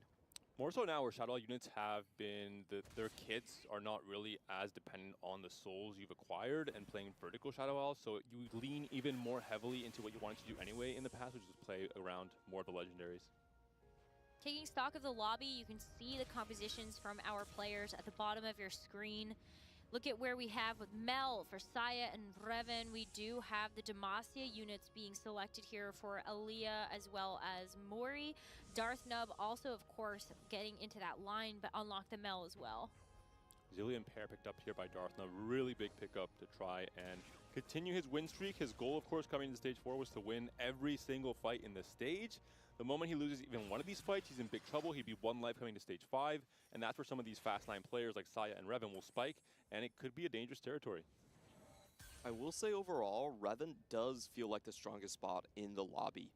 If you're looking across the board, even Saya had to roll down quite deep on level 8, while Revan is just going straight into the 9 game plan here. So very strong position for a lot of our home crowd favorites and for some of our casters on the desk as well. I'm sure Koi will be very excited to see Revan in this first game. But Saya, like we haven't checked in with him in a while and his board. And he's richer than he looks like because he has so much gold pumped in already with explosive growth, where he only has 40 gold in the actual coffer. So he will be having an easy time going to 9. I imagine this will be a Mel 2 most likely on his 5-2 roll down if he decides to wait that long as well. He has a lot of HP to work with, right? 80 HP, he can trade a lot of this and really try and come out ahead as the win-out player. But he is directly contesting Revan. They both have the Melt unlocked. They would both like to be able to upgrade that unit, and Revan has more gold. Revan has less items on the Mel though, so I'm not sure if he thinks he's going to have to roll deep for that Mel or just play an even greedier game plan, where Saya is very dependent on this Mel 2 upgrade. Yeah, I do think Saya is just going to roll down in the PvE round, try to get his Mel 2 online quickly. Checking in with Mori, as we talked about, his situation definitely would have been the hardest. Only 10 HP left, had to pivot out of Demacia despite holding so many Demacian units and going back towards the Lissandra. Day 6 game plan, despite the 3-3, despite hitting the Draven, we talked about how important the Darius is, because the moment the Darius goes down, doesn't matter if you have a lot of backline damage, your entire board kind of crumbles against these fast 9 boards in particular. So we'll see if Darius can hit his next power spike as well before we go into stage 5. Mori, though, is the player on the chopping block in this first game. Lux is able to get a big cast into the back line, but it's really on this Lissandra to try to pick up most of the legwork. As those casts from the Lux do start to access the back line, looks like this fight is going to be good to deliver another loss to Saya. But Mori has a lot of work cut out for himself, especially when the other player that's in the hot seat is going to be Darth Nub, losing to Lietzao's board. Both of the stage 4 Demacia players are now in trouble. They're coming into just 1 life. They have not saved any gold. Darth Nub a little bit more, but both are very far away from 9 from hitting any more spikes. They're playing for placement, but Aaliyah and Daysig are still fairly healthy. The rest of the players have way better projection than them coming to stage 5 as well. So we talked about it in stage 3, right? It was just a little bit too contested in that 4-cost AP space, and these are the players suffering for it. Demacia has been so popular throughout the weekend, it's not really a surprise to see a lot of these players try to go down that line, but it is going to be the ones that decide, okay, no thank you. They get rewarded for those efforts.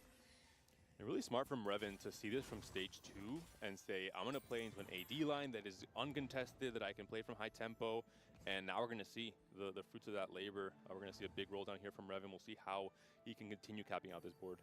50 gold, level 9 roll down. Is going to stick with the Mel just to mess with the other players. This is actually a secondary carry, doesn't have items for it, so keeping it on the board to interfere with others is quite a sweet game plan coming in from him. I mean, he's holding 4 costs just to make sure that he can hit the Callista. I was wondering, like, oh, why do you not want to actually upgrade the Ambessa? And then I saw him hit the Callista. He sold everything. Ambessa is his next out, so I think he's hoping to find a better 5-cost to replace that Ambessa once he continues to roll down.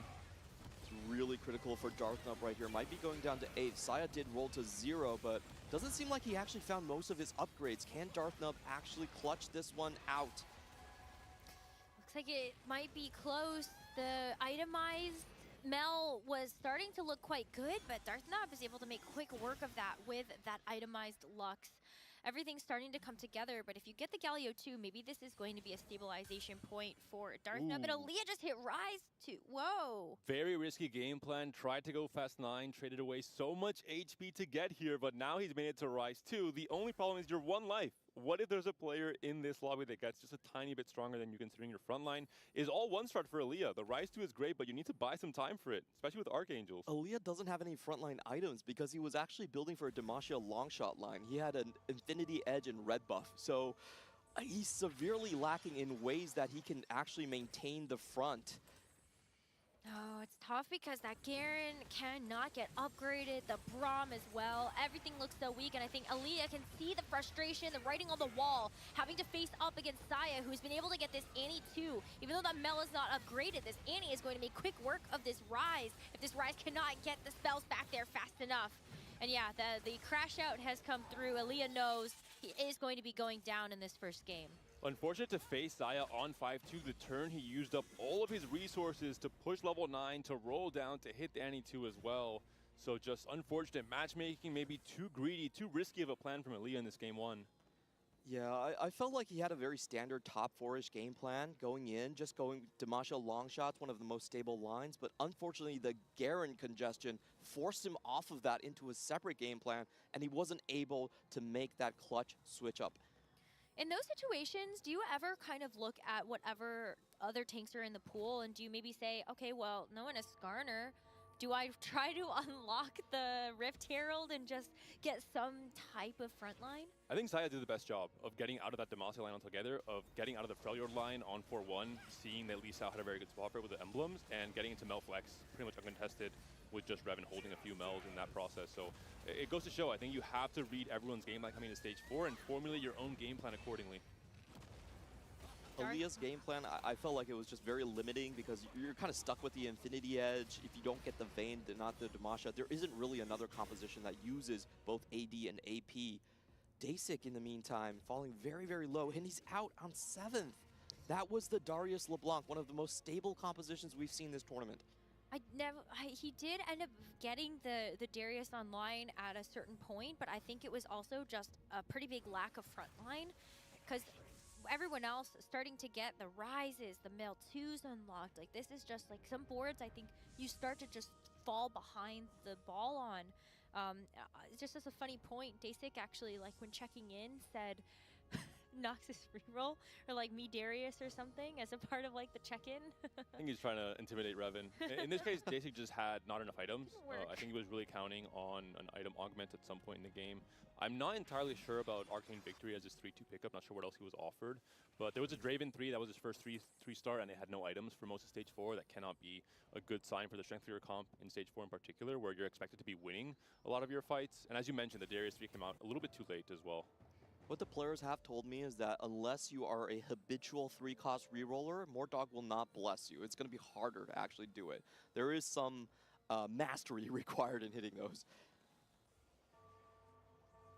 Couple more players on the chopping block. Darth Nub and Bin Bin now face elimination. Our last reroller in the lobby, Bin Bin, with the Malzahar and Zoe Leona, goes up against the Ghost of Revan with the Shadow Isles. So we're really focusing on Darth Nub right now. Can he get past this Annie? And it's one of the bigger tests he's going to have in this stage 5.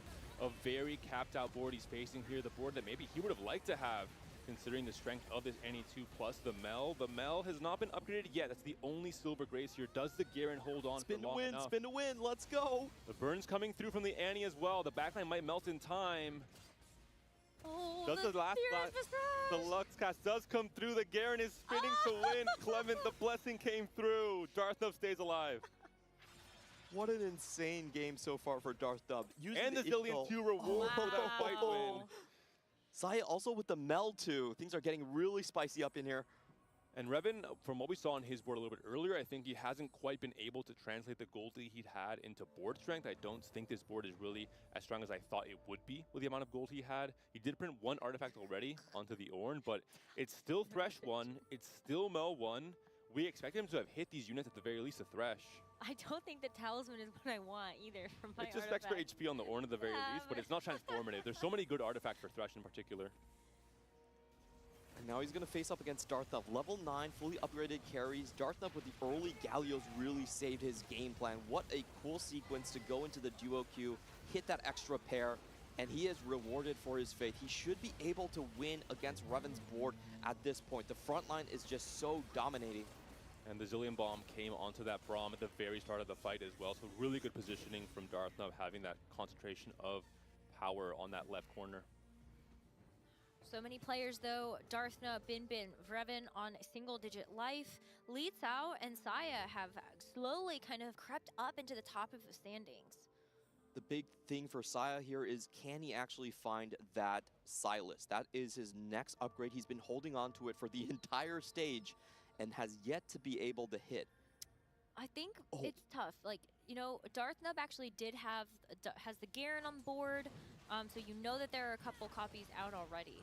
Radiant Blue Buff already produced by Mel. Another massive spike towards his board here. If Saya is able to get the Silas online, I think he should be considered the victor of this game. And he has this great TG for it as well. Oh, there is the Garen. Silas is unlocked, can transfer the TG over from the Swain as well.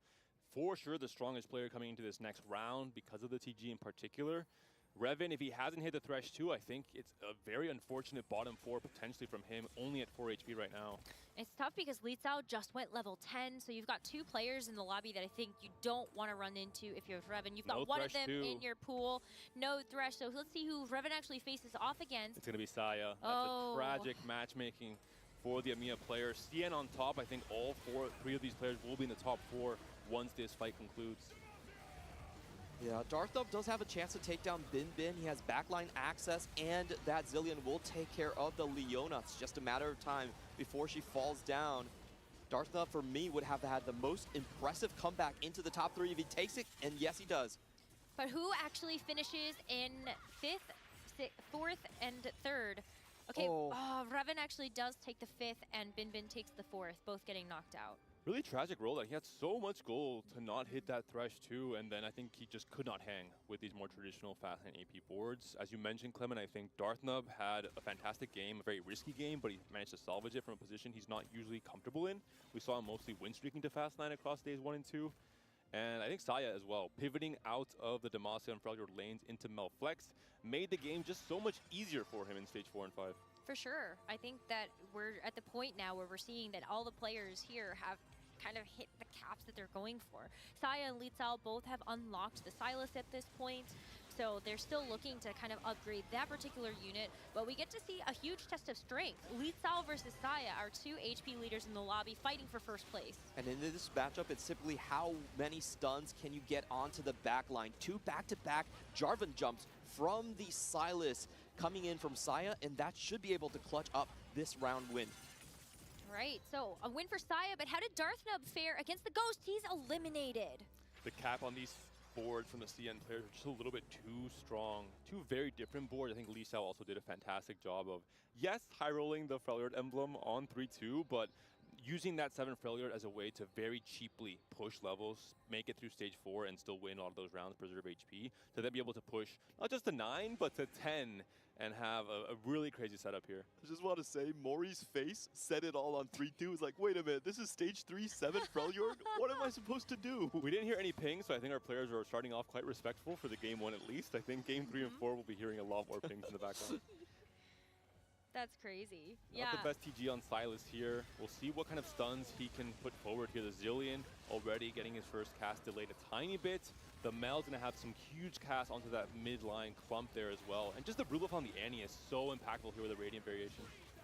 Yeah, lots of damage being thrown right there. And unfortunately for Lisa, he actually loses both of his Ice Thralls at the same time. So stacking up the CC, even though he's level 10, it doesn't look like he has enough juice to overtake Saya. This will be a pivotal carousel round. What can he take here? He still has open items on the Volley Bear. The TG could be impactful. Yeah, if he finds a right TG roll, can just put the Yordle emblem on the Silas, for example, or vice versa. Actually, no, yeah, he would want the Yordle emblem on Silas to keep the Freljord emblem on him as well, have a 2-item Silas. And hopefully a good AD Bruiser TG for the Volley Bear. It's going to be a battle of the TG, so let's take a look at these. Okay, that's kind of big. Kraken adaptive, not terrible. The extra mana is actually kind of relevant for Volibear's jump as well as the extra AD coming through. Silas got Quicksilver and Warmogs. That's Tank Silas. He'll survive to stun more units. Less damage, more stuns. I'm on board. Quicksilver is super impactful in this matchup, especially against 7 Freljord. Oh, but do you like the side that this Silas is on to be right in front of the volley bear? Oh, volley, bear chomp. Come on, let's go. He's getting there. If he gets the 5 autos in and he does extra damage. Oh, Silas only gets 1 stun. The Mel's very far away from the volley. Volleybear's going to be stuck on the front line for a long time, and the anti-burn is coming through, but zillion damage is coming through. The Volleybear might have swung it. Yeah, it's going to be a final 1v1 in the end. Saya on 4 HP, Lee Sao on 3 HP. Does the TG favor this Volleybear again? Shojin, Giant Slayer, and on the side of Silas, a pretty good TG here with Morello and the Archangels. We already have burn, of course, on both the Tibbers and the Annie kit. Why not? So Deepay Biss online here. Saya has to move that Silas. That was not the correct positioning the last time. Putting him right in front of Volleybear was a death sentence. Let's see how he tries to navigate this. I think he's going to plug it on the left side last second. Yep. Nope, gonna keep it in the exact same place. Volleybear again gonna walk up into that Silas. Silas, I think once he does stun, will be the next target again for Volleybear. So already Silas down. Maybe only cast yet again 1 time here, as you mentioned, Clement. That could decide the entire fight, Necra. This is going to be the epic conclusion of the Song of Ice and Fire. Annie burning the whole board down as Lysandra just cannot stand tall to this. And Saya shocks the world. It's going to be a huge victory going up in flames here for him. The Melcast was so big, the entire front line block there just melted away the moment that crit came through. Wow. Well, what a cool way that we could actually see this conclusion. I mean, Saya has already been such a dominant performer, dropping those 78 points, setting that record for accumulation between days 1 and 2. And then he starts out our grand finals with a huge victory. He has 54 points now in just the last 7 games. In the last 7 games, he has gone first 5 times. He's only dropped 2 points out of the. And he's gone total second the other potential. 2 games, so that is just absolutely insane. Well, we got to learn more about Saya as a competitor, and to do that, we have CLE with a tactical breakdown presented by HyperX.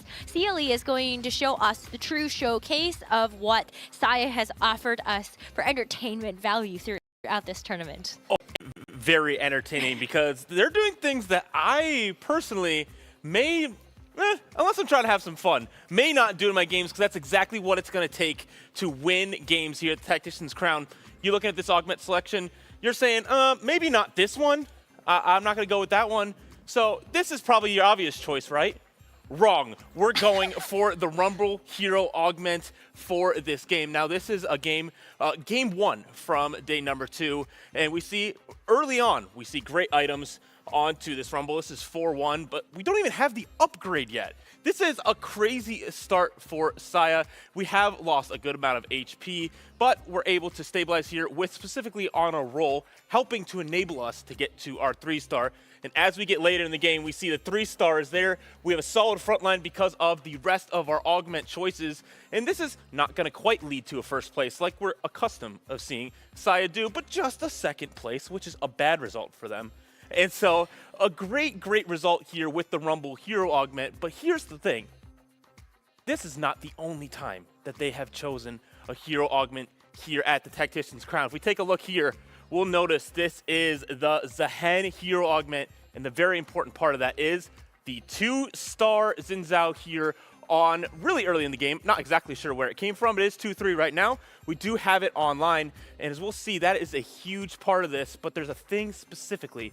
The riskiest augment, in my opinion, in the game being Pandora's Bench. The most important part of the Hero Augment is getting that 3-star Xin Zhao online as soon as possible. And with Pandora's Bench, and a little bit of luck on their side, Zehen was unlocked at 4-6, and that will lead them to then playing this Zehen, and the Zehen then wrapping to the back line and taking a very incredible first place, starting their streak of incredible performances here at the Tactician's Crown. That is so exciting to see. Thank you so much, CLE, for breaking down the hero augment choices from Saya. It was really spectacular because, as CLE was pointing out, like, this is unusual. Most people are not picking them. Especially for the Rumble Hero Augment, you would think, okay, it's a 1-cost reroll. I'm going to roll down heavily.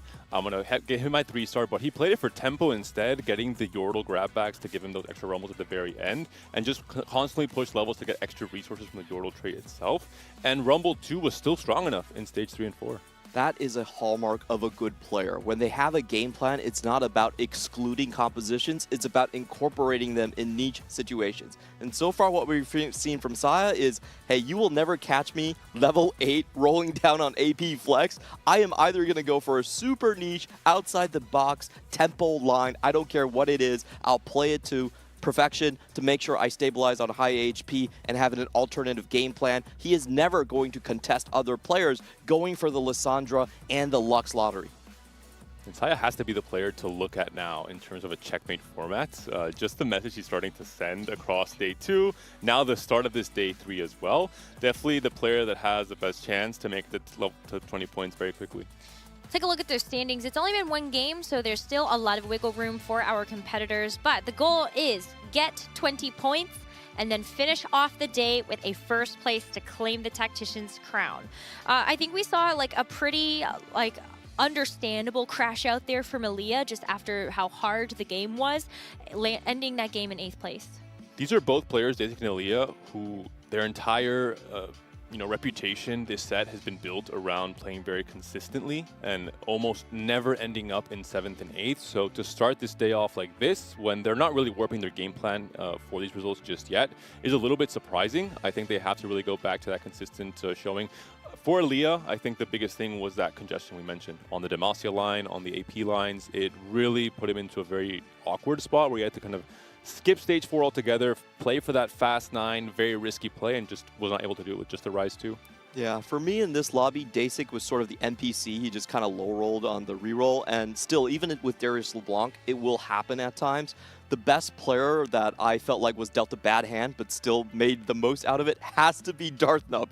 And he went down to, I believe, 13 HP before stabilizing the entire board and then coming into a top 4. I do think he got bailed out a little bit because he was the big winner coming into the Garen War. Just getting the Garen 2 upgraded and holding that from everybody else, I think did put him into a position where he could get to a 6th place, a 5th place, and then all of a sudden, he does get that 3rd, and so definitely a great placement for him to start. But it wasn't expected given just the place where he was. And the Lux from Carousel, the Zillion pair from Carousel as well. True. Really, these small little things that helped him dig out of that hole in a big way. Also a bit of a low-roll player alongside Dasik, I think Revan. I think Revan was expected to finish much higher. Had a really good game plan, in my opinion. Playing around Shadow Isles, very uncontested, obviously. Just couldn't find that Thresh 2, couldn't hang with the rest of those boards in Stage 5, and bled out to a 5th that I thought was a guaranteed top 3 at the very least coming into Stage 5. Yeah, I was with you on that. He had 50 gold to roll down on 5-2 and still didn't manage to find Mel 2, did not find the early Thresh 2 either. So unfortunate for him, but this is where mentality and composure comes into the equation. When you are fighting against the best, knowledge and skill and execution, those things are locked. It is how you perform in the moment. It's how you keep your spirits up, how you roll with the variance that makes a champion. I love that Darthnub is like, he's vibing. Let's go. What music would you lock into? If you're listening to music on a tournament day 1, is that something that you do? And 2, like, what would the genre be? I would have to recommend Cambuli's playlist. It is unnecessarily hard. Really? Trap tracks all the way that you have to get shaking. You cannot fall asleep with those. The player that I've seen best utilize music to his advantage for me has been Bensack. We saw him last background, for example. So I would actually message Bensack for his playlist and then probably go with that. I think it's a lot of French rap and other French songs. I feel like you would have to have that one song that puts you into the headspace for you to lock in and get ready. Game 2 now for the Tactician's Crown Grand Finals. And let's see where what we've got. It's Lissandra again. Right, extra gold, extra tempo from the additional possibility of hitting these 1-cost pairs here. And we'll see how these players kind of rebound and shift their game plans around. There is a very strong urge to just play for first place if you've taken a bad beat early, but sometimes that's not always the right call. And the consideration that even if someone like Saya can reach 20 points very quickly, it's statistically unlikely he can end the game in game 4. He'll have a huge target on his back. Everyone's going to try and stop him and delay him from that happening. The most likely ending will be around 6 games. So even if you started off with an 8th or a 7th like Dasik and Aaliyah, you have still a lot of time to catch back up to be in check yourself. I will say, though, we've also seen people kind of have that come back to bite them. If you are trying to play doorkeeper from somebody else, you might actually be unintentionally hindering yourself, and it might work against you in that way. For this game, too, I think Dasik and Aaliyah don't have to think, I have to go first. I think that's one mistake we've seen a lot, especially from someone like Ironbog, for example, that starts off his first race playstyle, goes 8th, and then continues to fit this same mold because he wants to catch up so quickly and kind of feels like he's far away from the pack. But I think looking at a more long-term vision and hoping it doesn't end earlier might be the better play in checkmate. I feel like Tomino in the last TAC round was a great example of having composure and then coming back, and also then losing it again, but he did make the midway comeback after like a 7th and 8th place start. Yeah. Uh-oh. Has PLE blessed our players or brain controlled our players to trying to play Grumble Hero Augment? No. Dasik is not a fan of the tactical breakdown. Dasik had the screen muted. He's making sure we're not poisoning his thoughts. Bad. Branching out into Longshot Emblem, which is a game plan that Dasik actually piloted in day 1. He played a Shadow Owls Callista Longshot. Curious to see what he ends up doing. He's also very comfortable on Demacia Longshots. He's one of the players that played the most of it alongside Bin Bin.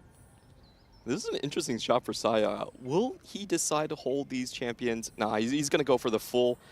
Patience is a virtue roll right here.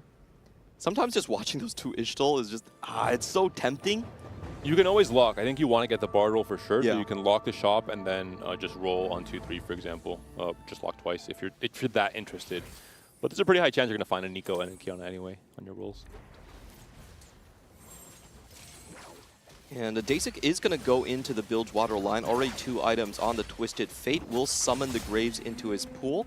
And actually sold the Jinx. Wants to play around the Bilgewater a bit more. Kiana, your favorite. Only Kiana 3. Kiana 2. Oh, okay. I sleep. Li Cao got Teemo from the Caretaker ally. He should have taken Artillery Barrage. Teemo did get buffed. Big Mo is a little bit more of a thing as a tempo Big option Mo? in stage 2 and 3.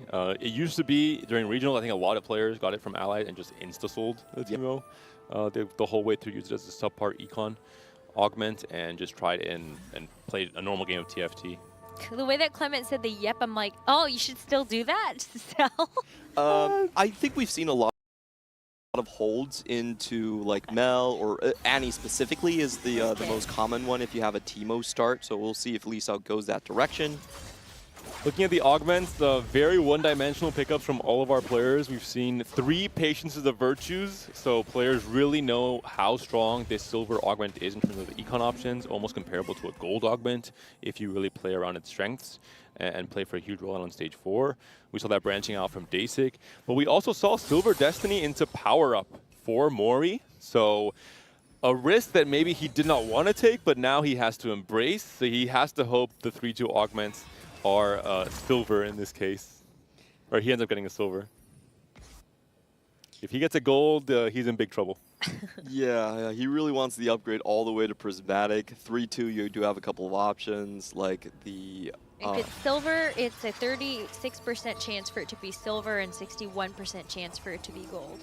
Yep, the odds are actually still in his favor, but low rolls can happen. That's all we'll say here. And it feels a little bit worse if you're not the one opting into those odds, because it is coming from Silver Destiny as well.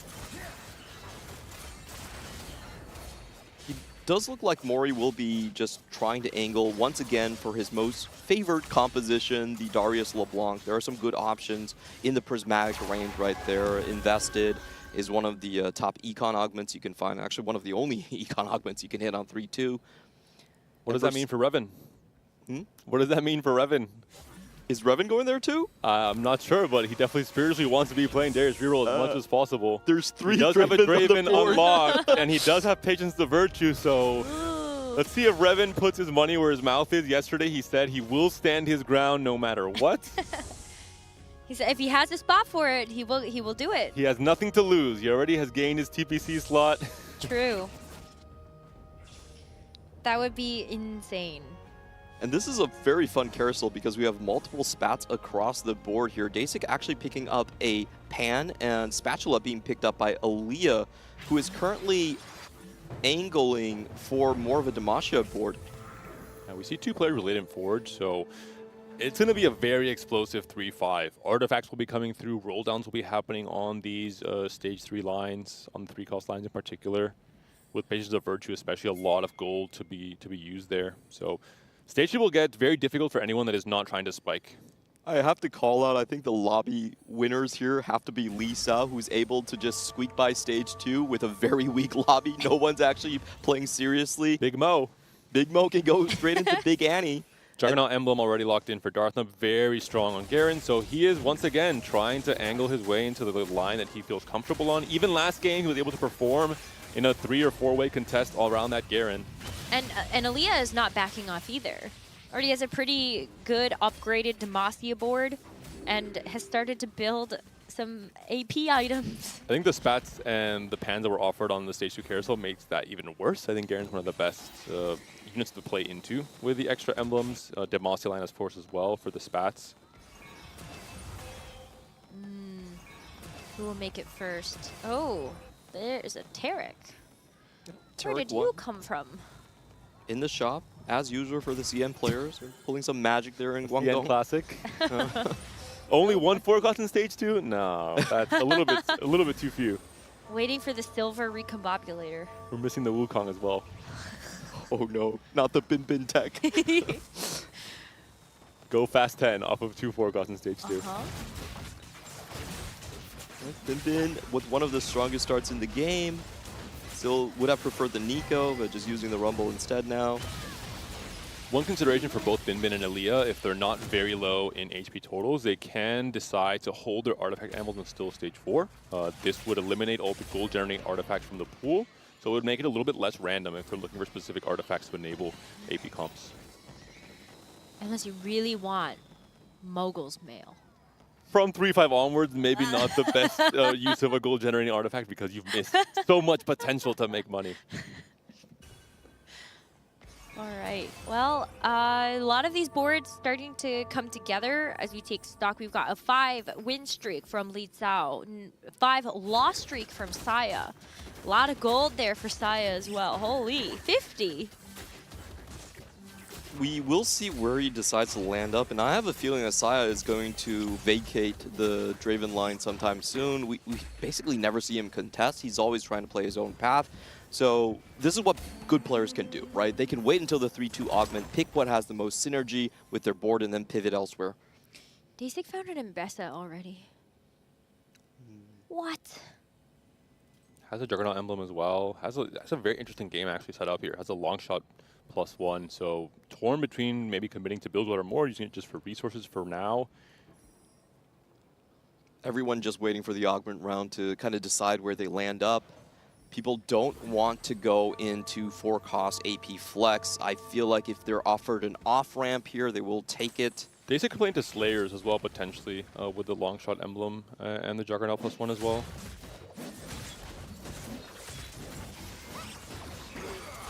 Especially important for Mori, especially with the Silver Destiny giving him that power up. Can he hit the Prismatic? If it's just a gold, that's a massive low roll for him.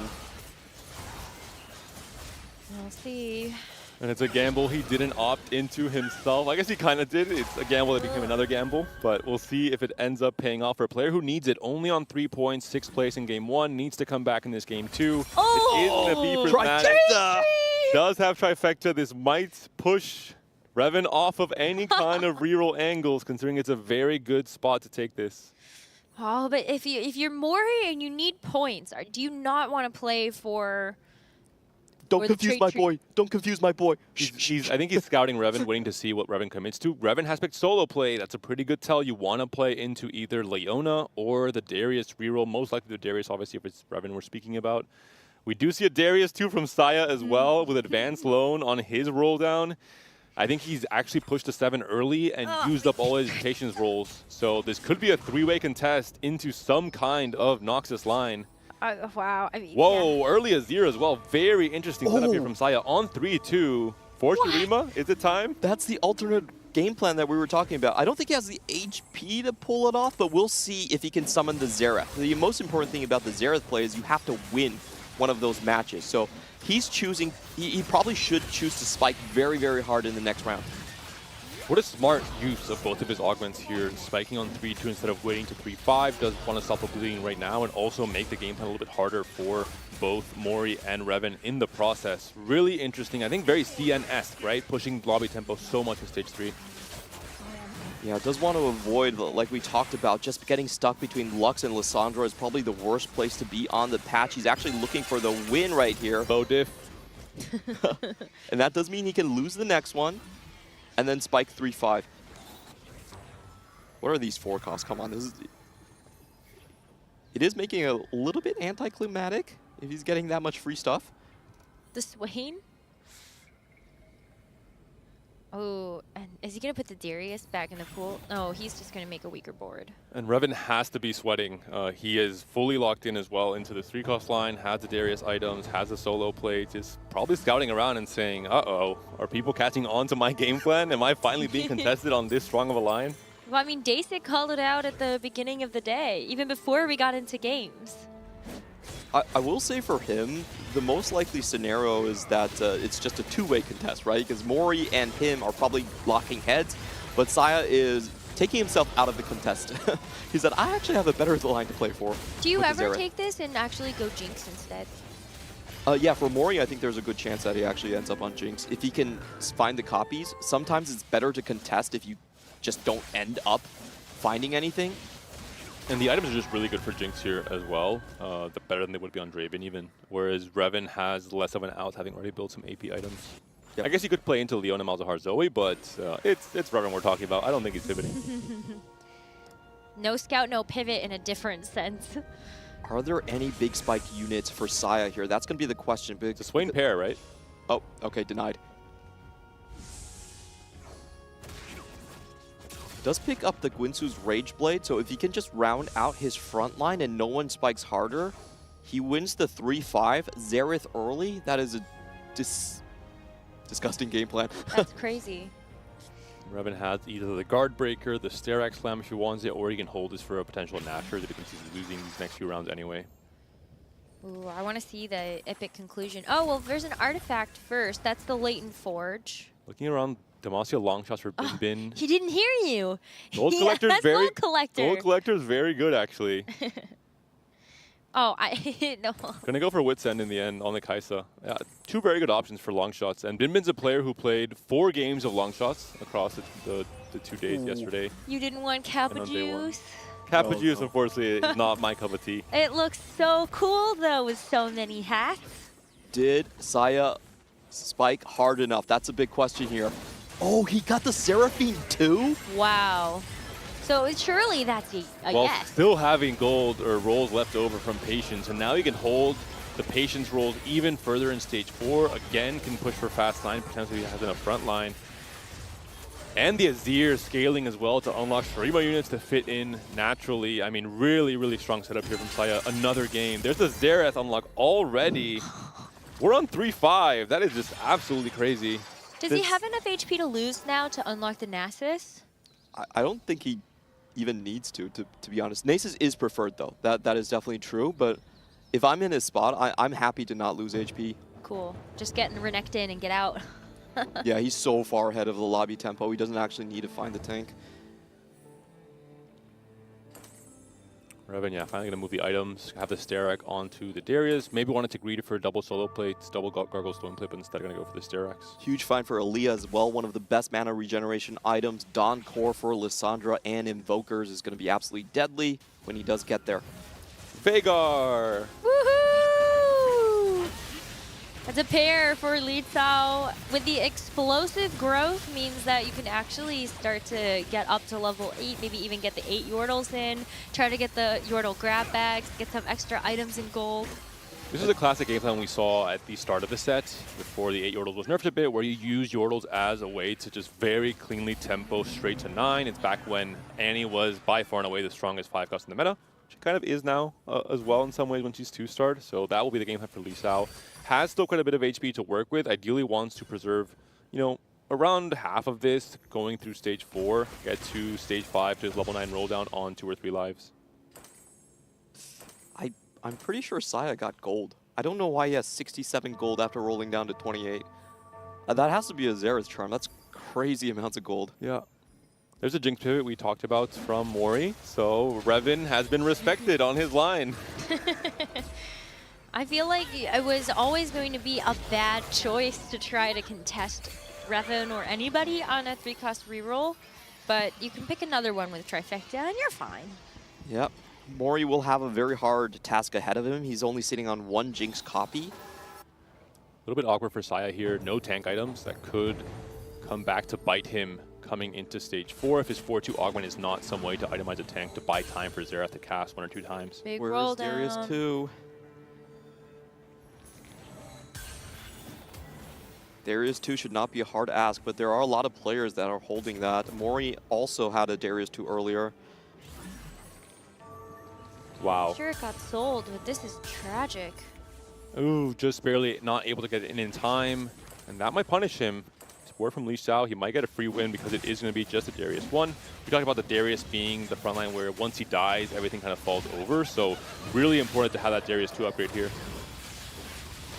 He's going to go into a relatively weak board. Lee Sao just still trying to coast around and get 8 Yordles, cash outs online. This is how we saw the TOC regionals pan out. It was Hwamie winning at the end with 6 Yordles. You tech in the Volley Bear and the Shyvana. But maybe the Vigar is strong enough. He's hitting the backline already. Not enough units to take damage. 4 components unslammed for Revan, so I think it would be surprising if he could win this one. I think he just agreed to lose at the moment he couldn't get the Darius 2. Final augment, duo Q. We did have the advanced learn from Saya, so he's going to have to pick a silver augment. I thought Revan had to take the cash there. It actually skipped the malicious monetization. He's so far away from his copies, though. Maybe he wants just more items, you know, seeing the downfall of Noxus reroll in the last game, Draven not having anything. Goes for Pandora's. I think he knows he needs some backline. I just don't like this. I think, as you mentioned, Clement, he is just far, far behind. Wow. Triple luck shop. Put that in instead. Why not? And this is Demacia Longshot Master across the first 2 days. Bin played it more than any other player, found a lot of success on it, has a very good build on this Kaisa here with the Rage Blade, the Wit's End essentially replacing the Gunblade and the Archangel, so it can really scale as a solo carry. But at this point, I wonder, do you actually just take these items since you have this Lex 2 and try to go for something greater than just the long shot? I think you really want to play around the Wit's End, and it's only going to be especially good on Kaisa in this meta, I would say. You don't want to put it on Silas? Later, if he shows up. That's what I mean. Yeah. He could show up. Darthnub also contesting on the Demacia long shots, but he has been beat. There's a lot of Garen copies already gone. Critical frontline missing for Darthnub. Can he pull off another miracle? Trust. I mean, that's a Kaisa too, so that's a pretty big upgrade if he wants it. I feel like he has to swap at this point. That's such a big boost. And has a good build for it as well, with the LeBlanc items plus the Gunblade here as well. 2-item Garen is a little bit sad. Garen 1 especially is also a little bit sad. Darthnub, I think, finding himself once again in the same exact position. Last in the HP totals, starting off his stage 4. Once again on the Demacia line, this time the AD, or more long shot-oriented version.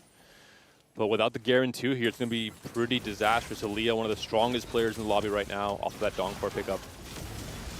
I like how Darthnub had the same game plan in 1 and 2, basically gambling on 5 costs. Gilded Steel gave him that chance again, but this time not really finding the Zillion hit that he needed. Big Galio stun there. So it's enough for now. And Aaliyah has rolled down to 0 as well. It's not like Aaliyah's trying to push 9 and just taking his hands off the wheel in stage 4. So a pretty important win here for Darthnub. Revan on last life. 9 HP and a Dream. Still no 3-star upgrades for those Noxus units. We have to lock onto him after we come back. This is going to be the roll down that defines his run. 32 gold. He's actually very far away from the copies the last time we checked. Maybe Mortdog will bless him for another game. He is the Draven Caller after all. And even if there aren't players going directly into the reroll line, the fact that a lot of these copies were out of the pool in Stage 3 where you're not hitting the natural shops with Darius is also a problem. And this is definitely a spot where Revan, we've usually only ever seen him from very high roll Darius spots. Wow. Navigating a low roll spot is a difficult part here. It's only 3 copies of Darius still. I think there's no salvaging this game, to be honest. Yeah. Wayne 3. What do you want, Wei? We're still 5 copies off, but if Necro believes, I believe. I believe. True, true. Well, the Draven is nice, but I think the same problem remains that you have to rely on the Swain to be that secondary frontline for you. And there are still 3 Darius out. Saya has been on this Darius too, even now. I think that for Revan, he's just thinking that, okay, this game's probably done. There's a lot of situations where you don't even build the Draven 3. You try to go for the critical carries right here. He knows that his chances are so low that he's willing to, gamble for the 1% chance comeback. And he's facing another strong board against Aaliyah.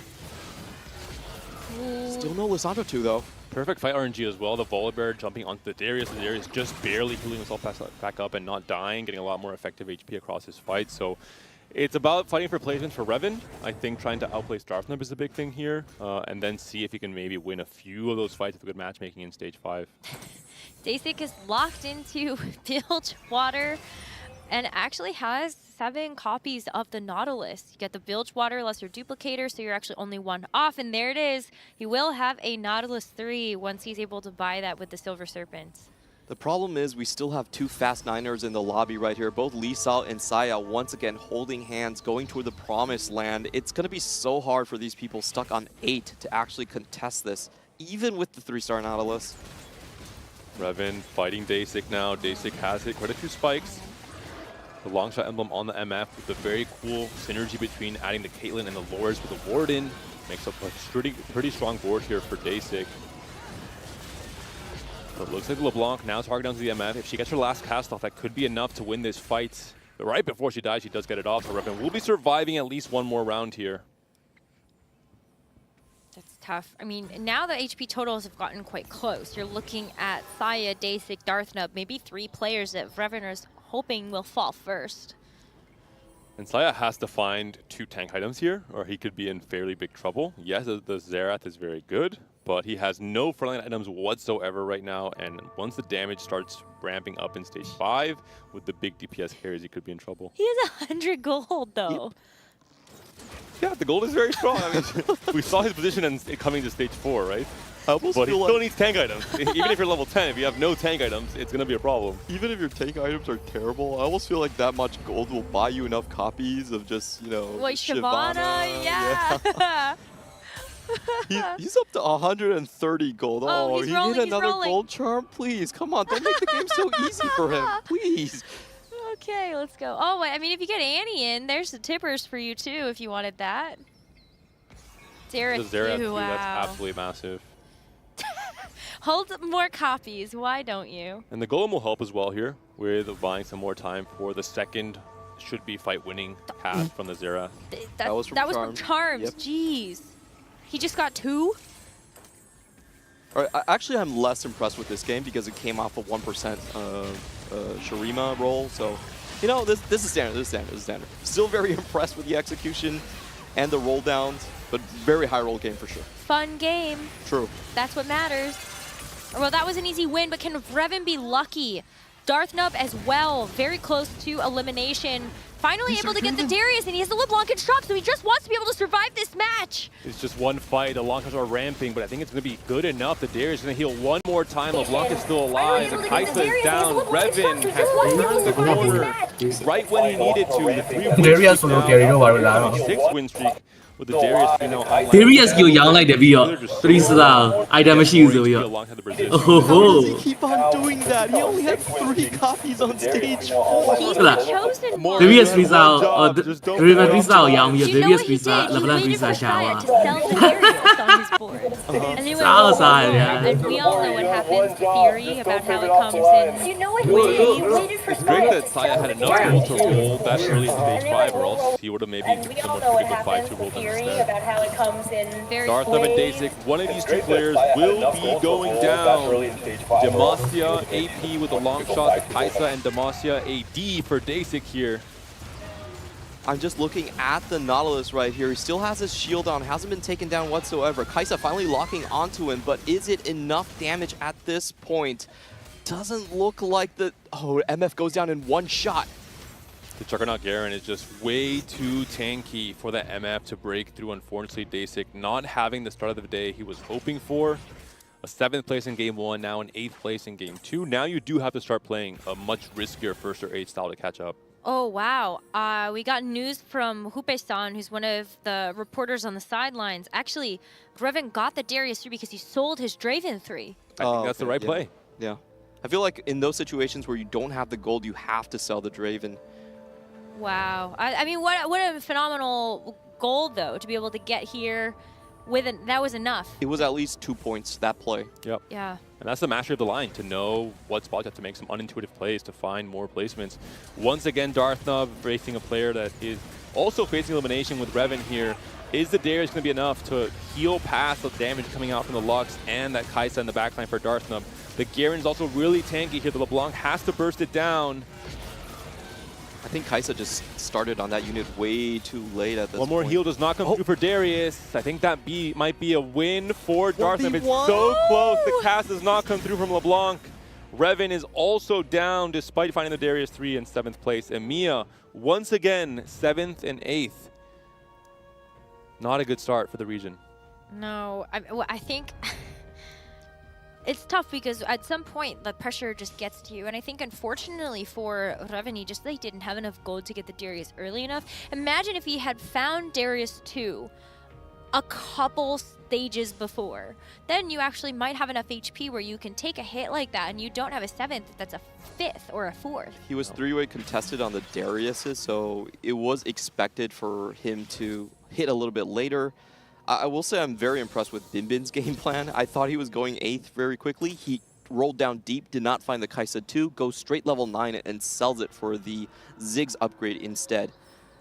I was considering it might have been a pivot into Anti-Flex off of the Yordles, but instead playing into the Ziggs, kind of the really OG way to play the Yordle line. Saya is, of course, a scarier player now. He has found both of those Warmogs now, has some more frontline, and the Xerath 2 has so much damage coming out from his cast with this build. I do think this game is going to come down between Saya and Aaliyah, the 2 highest caps that we have on the board here, while Binbin is just looking for placements, looking for any chance to hang on. Both Darthnub and Binbin had pretty good games to start off game 1, but now it's about just continuing to accumulate those points to get to that 20-point check. It is the Xerath down. Darthnub takes a win, and Binbin is so close. That's another win for Binbin, keeping them alive. Lee Sao now very close to the end. CN is looking very impressive as a region. All 3 of these players putting up some really interesting game plans to try and make it to these high cap boards. That is a disgusting Silas right here. That's known as the mini Triforce, the Yordle spatula. It gives you the extra armor resistances and the extra AP AD, and then you get attack speed and HP from Yordle. So it's incredibly strong Silas, probably the strongest unit we have seen in this lobby. Who would have guessed 2 players on Ziggs carry coming into this late game? Well, there was, at one point, what did they call it? Rigs? Well, there's no rise, but, you know. When you get to the Xerath, Xerath has a bit of RNG in him. It's just not enough frontline. It looks like, once again, for Saya, his board is melting a little bit too quick, does not have enough time to buy for that second Xerath pass to come through cleanly. And down goes Binbin there, being basically destroyed by Mori. Strong combat augments across the board for him. Great pivot into the Jinx line. Is this another top 4 for Darthnub? I would be so incredibly impressed. It might be. If he can dig himself out of these low roll spots again and again. If he runs into Mori, though, I might be a little bit worried. You have two scaling backline champions with the Jinx and the Kai'Sa, and Mori has been on a roll, 3 win streak so far.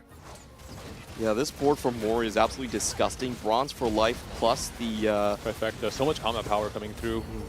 The big thing is, usually, if you have this much combat, you don't have gold, and you don't hit your 3 stars in the first place. But if you do hit that 3-star and you have all this stuff added on top, it's just really, really hard. Makes notice that Mori actually got several copies of the Jinx and the Sejuani early, so it wasn't too expensive for him to upgrade those units. Ooh, Saya after a good start, like you mentioned, just not hitting any of his frontliners.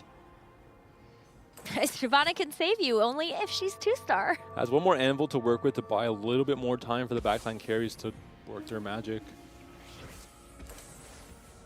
Aaliyah versus Saya. Which one will win? It feels like it must be an Aaliyah win here, just knowing that you do have the Zillion and Lysandra fully upgraded. But the Xerath, I mean... the barrage. Oh. Oh, wipes out the entire backline in one shot? That's so unlucky. It looks like it is going to be a loss. I couldn't believe that. The Xerath just said, I'm going to nuke the backline. If even one backliner survived, there was a really big lull in the DPS chart coming out from Saya's board. That could have been a win for Aaliyah, but only the Wukong survives. He can't do it by himself. Darthnub, another great placement from the Americas player. A top 3 from a doomed spot. 16 HP, 4 loss streak on 4-1. He was level contested 8. yet again. He's fighting for placements, but he just keeps scratching his way up the standings. How did he beat that Sylas 2 and level 9 Yordle? Capped board. There was a Volibear and Shyvana there, but he still manages to clinch it. Absolutely insane stuff from Darthnub. The Gilded Steel, I think, just really impactful as well with this specific setup. For the second game he gets in a row, that could be the secret sauce that he's piloting into this top 4. Durability plus Juggernaut Garen. That was the key to his Just success. Another big test here for Saya as it's now against Mori's Jinx board. Can the Xerath be as lucky as in the last game where you are able to snipe that backline? Jinx actually takes a huge hit. But he's not down. The Xerath couldn't reach the Jinx on the opposite corner, and for that reason, Mori is able to win that fight. Saya is taken down. Oh, it's a double kill. Darthnub taken down as well. Mori, who only got 3 points in game 1, comes back in a big way. In the same way we saw all throughout day 2, a player who can really clutch it up and get those first places. Not bad, though, for Darthnub. Back-to-back thirds. A great start for Saya with a first into a second place.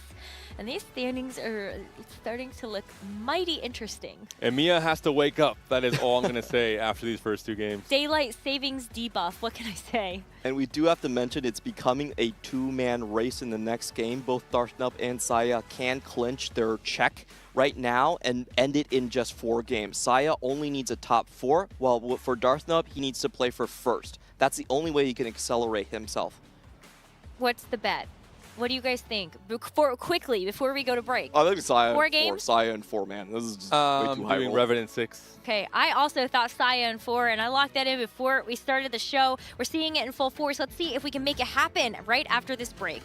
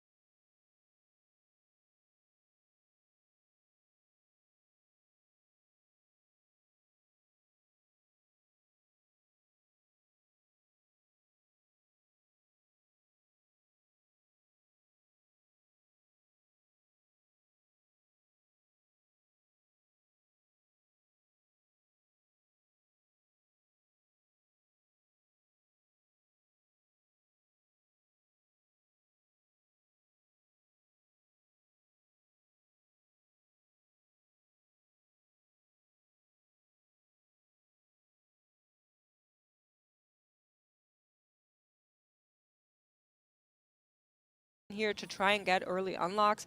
Will try to get just that, and Lisao. He's hiding his Ishtal into the last second, so nobody can scout him. I feel like that must mean a lose streak quest going on here. He also got branching out and got Disruptor +1, which I feel like in this line is very, very good when you can play around that Seraphine quite easily. It is 3 losses in a row. We are getting confirmation. You're absolutely right there, Clement. And just a nice little tech, you know. You know who started all this trend and made everyone have to do faster APM?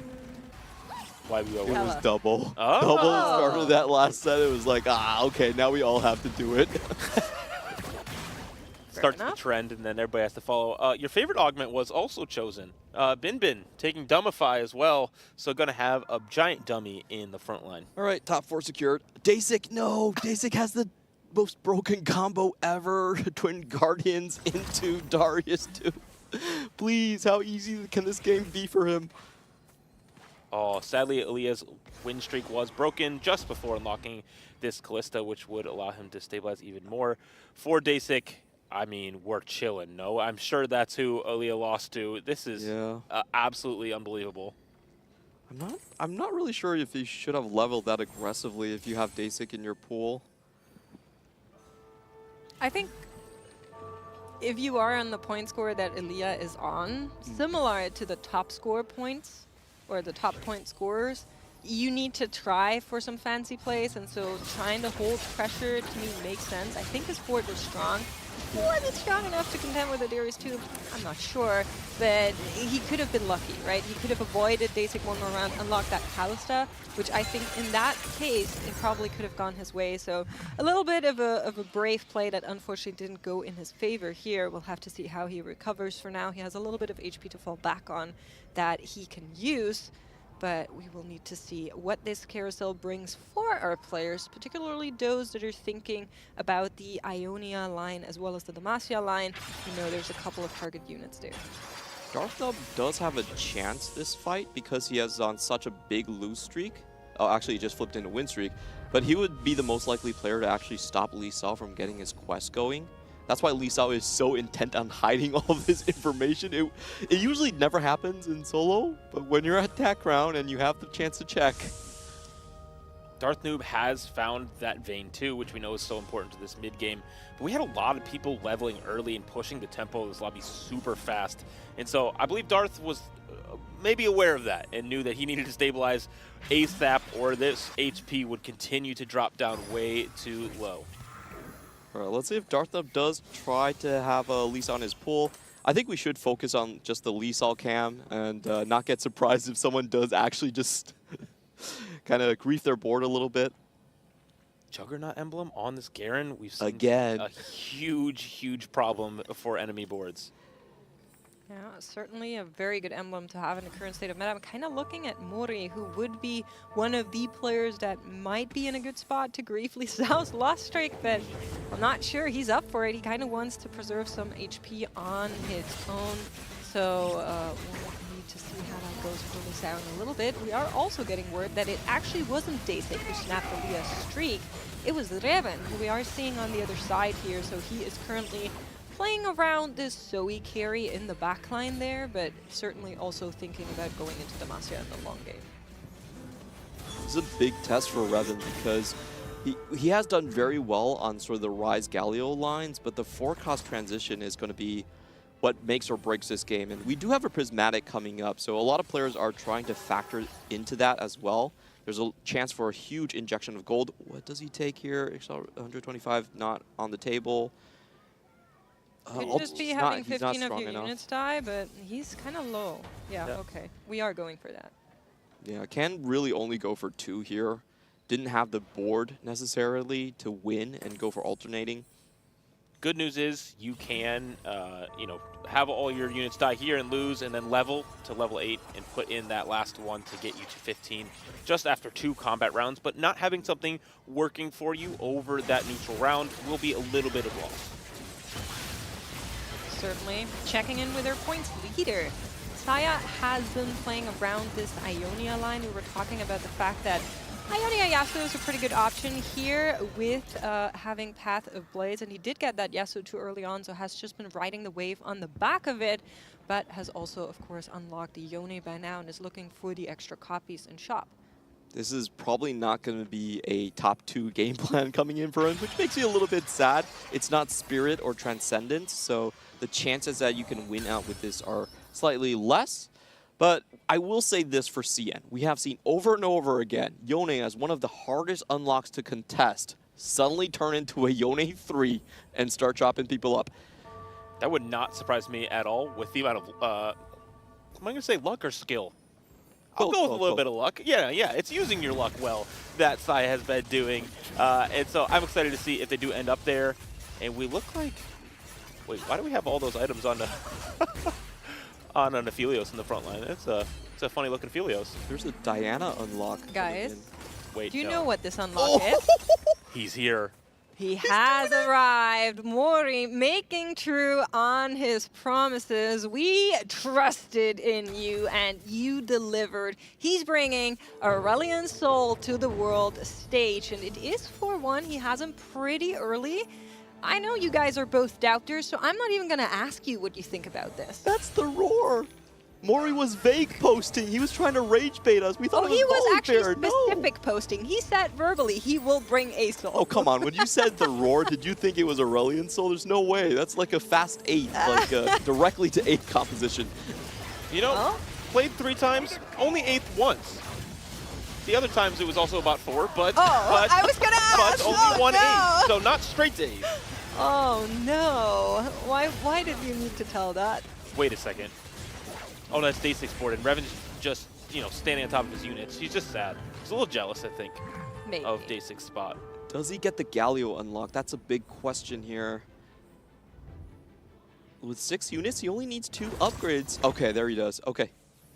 Well, I have great news for our Ishtal player as we are getting our prismatics in. He has found Mel, so we should be able to stabilize here, but let's see what the prismatics bring the rest of the team. Revan picking up Call to Chaos. At least I was still thinking about it. Is there a red-blue buff for Mori? That's the question I have on my mind. That's the way that you want to play the Aurelion Sol. So he already has a red buff on his Mel outside of the augment. It's about the extra dupe that you can use. We're still waiting. 4 Call to Chaos gets 3 gloves here. Thieves gloves. I do also want to check on Revan, who got a Call to Chaos as well. I do believe that it is not something that he was hoping for. He has 29 rerolls left. But no gold. And no gold to spend. This is completely unideal. He does have the Lissandra 3 angle. Oh, wait, is that 2 Lissandra 2s? Yes, that's 6 Lissandras. That might be the win-out plan. Don't tell them. Mori, on the meantime, not getting the extra dupe, is going to go for Lucky Gloves here. Any round you can win early with his Aurelion Sol is just a bonus because he's so weak in stage 4 when you only have that 1-star copy. He did win the previous round, is the big story. So first round, Aesol in, he did win that. Unfortunately, this one not won by Mori, but we'll keep an eye on the stacks on the Aurelion Sol and how he pairs up. Okay, we will keep rolling. I haven't heard any pings come through or any chat messages. None of those things right now. No one has any Lissandras on their bench at the moment. And so I'm curious how long we're going to stick around on this and see if we can just hang out and fly under the radar. We have 1 in Saya's shop is what our co-casters are telling us. So that one is currently not available to Revan.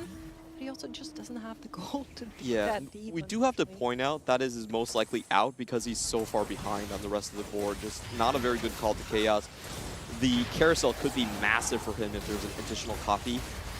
In the meantime, Aaliyah does find the most important cross carry for him, but it's already getting challenged by the Diana. Damage reduction going on to that unit. Yeah, the Lucky Gloves obviously paying off quite well there. There's great items on this Diana. It will end up taking down the Callista.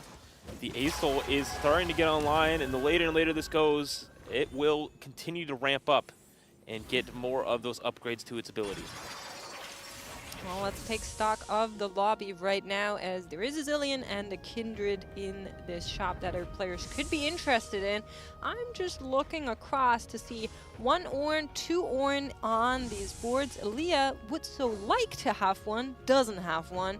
And we are looking at players like Darthnub who are still missing big upgrades on the Kai'Sa team. Well, good news for Darthnub, though. It is a continued win streak. He's stabilized. He's playing that stage 4 quite well, and the end of stage 3 as well. And having all of these swords are going to be great to have good duo carries, and obviously that super solid gear in the front line. Once it's upgraded, it's going to be viable in the late game. Can he find another quest directly to 625? That's usually what you want from him. He's not going to get 4,500 damage. Let's see, field 2-star Skarner. Okay, he's going for more. Oh.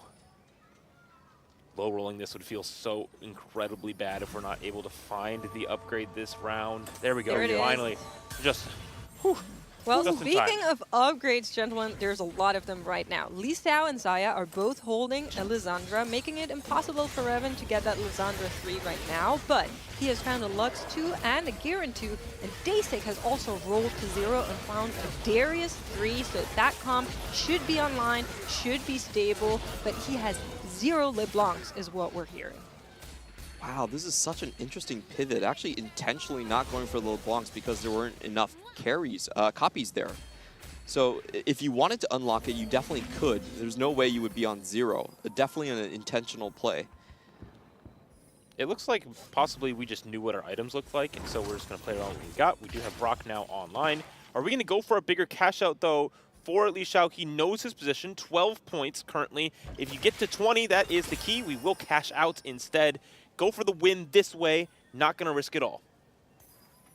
Yep, Brock has been found. You were talking about this Disruptor emblem being there as well that will help him to get this comp online. Will be slammed on the Brock instantaneously, and now it would be really nice to find some further upgrades on these units. Has a lot of 1-star still, but will run into Revan. Both of these players are low, and even though the Revan has found the upgrades on the Nemasias, he's still lacking that Galio 2 in the backline.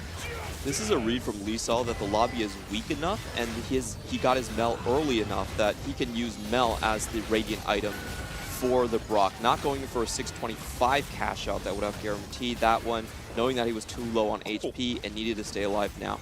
That's Skarner pulling the backline carry of the Lux straight into that Mel ult. It's exactly what you'd like to see from your team going into a fight. Well, Revan does not like to see this one. Is on 3 HP and a Dream right now. 2 of the Lissandras are already out of the pool. Xayah has one, Lee Sao has one. There might be another one in a shop. He is with his back against the wall. Contemplating what to do here. He's looking around, I'm sure. You see that the dummy's on the board, so that means he is scouting. He is making sure. Lee Sao now has 2 Lissandras. Okay. He knows he cannot do it, so he's going to have another game plan here. One of those 2 is in the shop, so he does not know.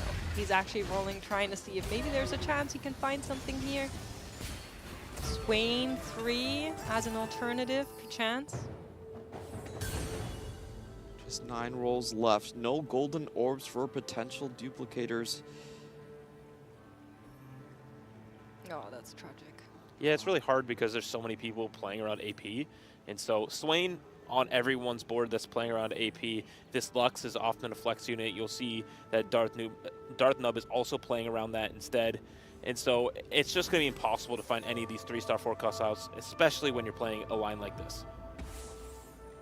Yeah, I feel like this has to be the end of the road, but the opposing board isn't as strong as it could be here. I'm sitting on the Annie 1.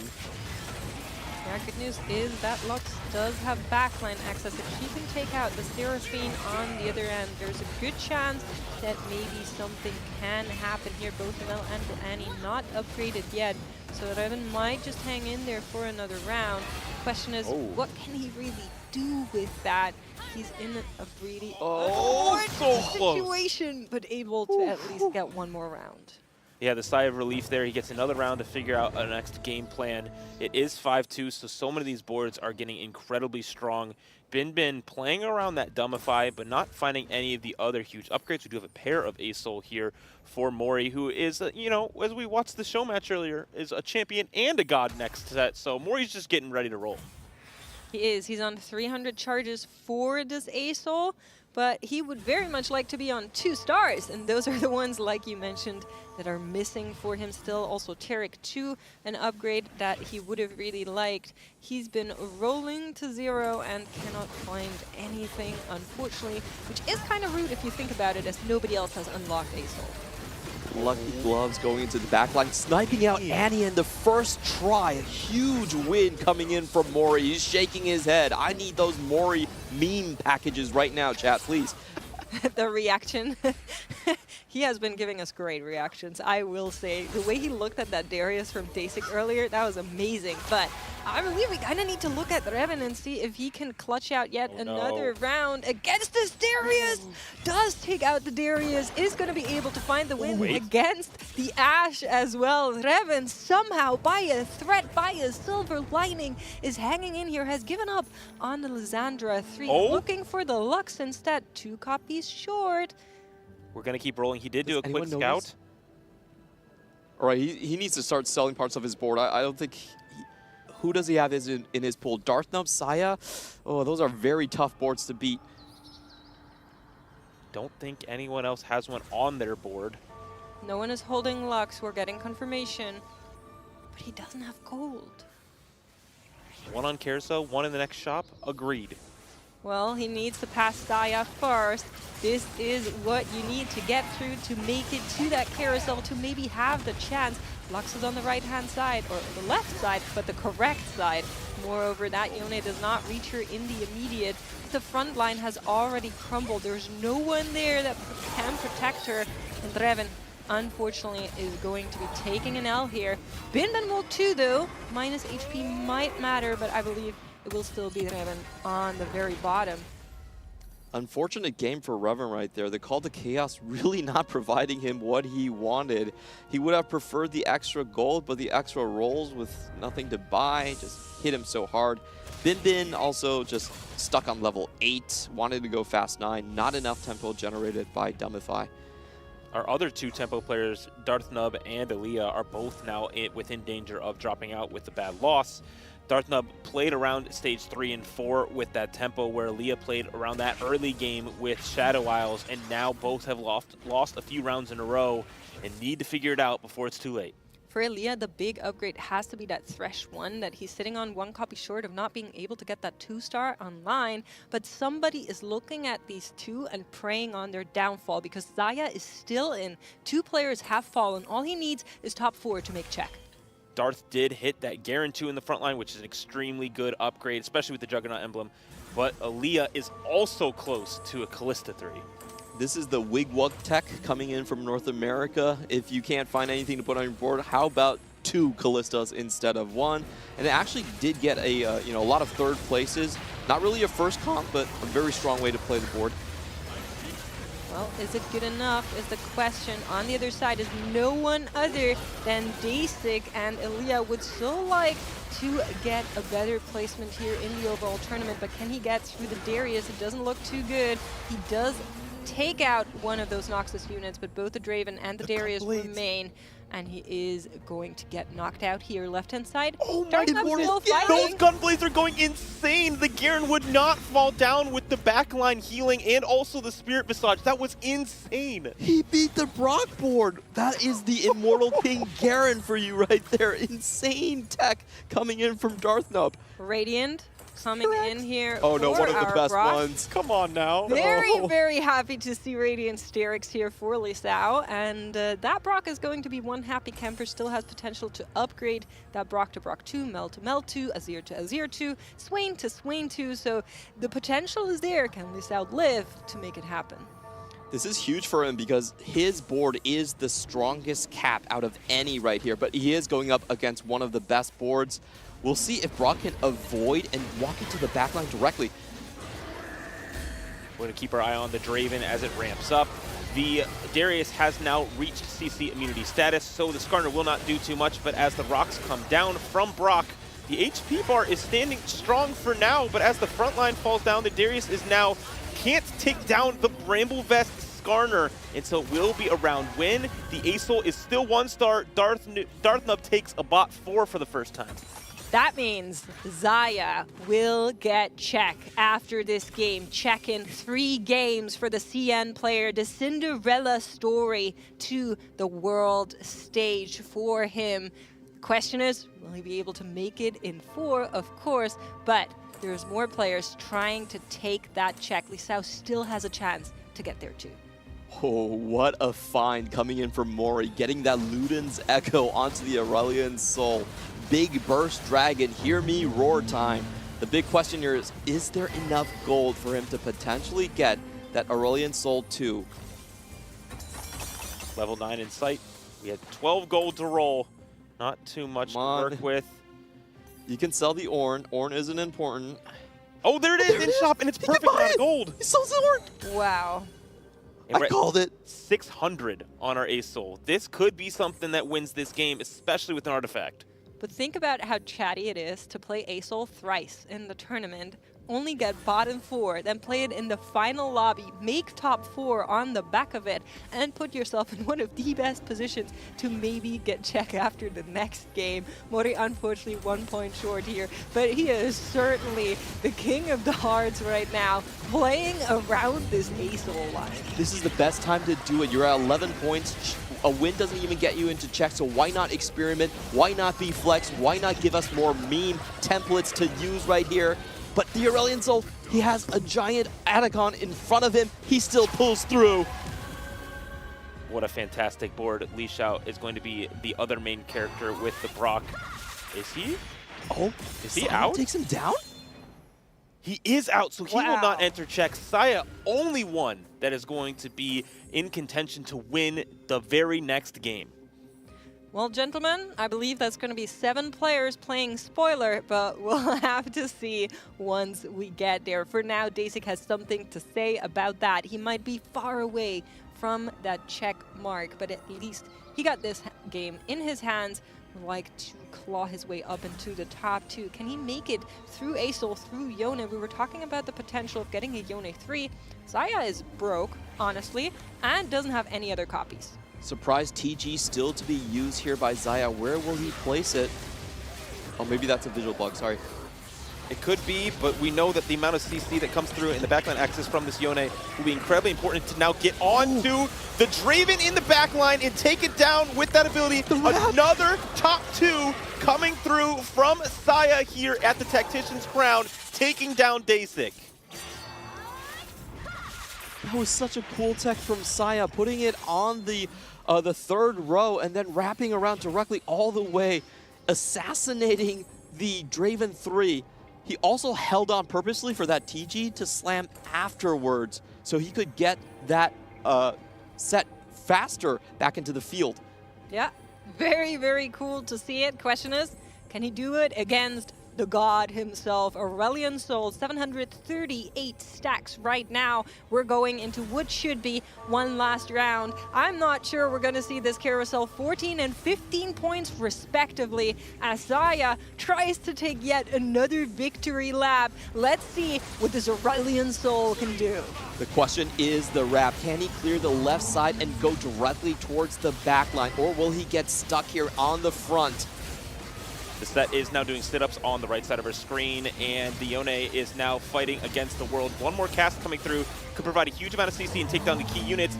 The set evaporates to the Mori and Xayah run it back for another game in a row, and it ends the same way with Mori on top. Sigh of relief from Mori there before the grin kicks in, before he realized he's actually done it. He's taken a first place here. What a beautiful board to finish this one.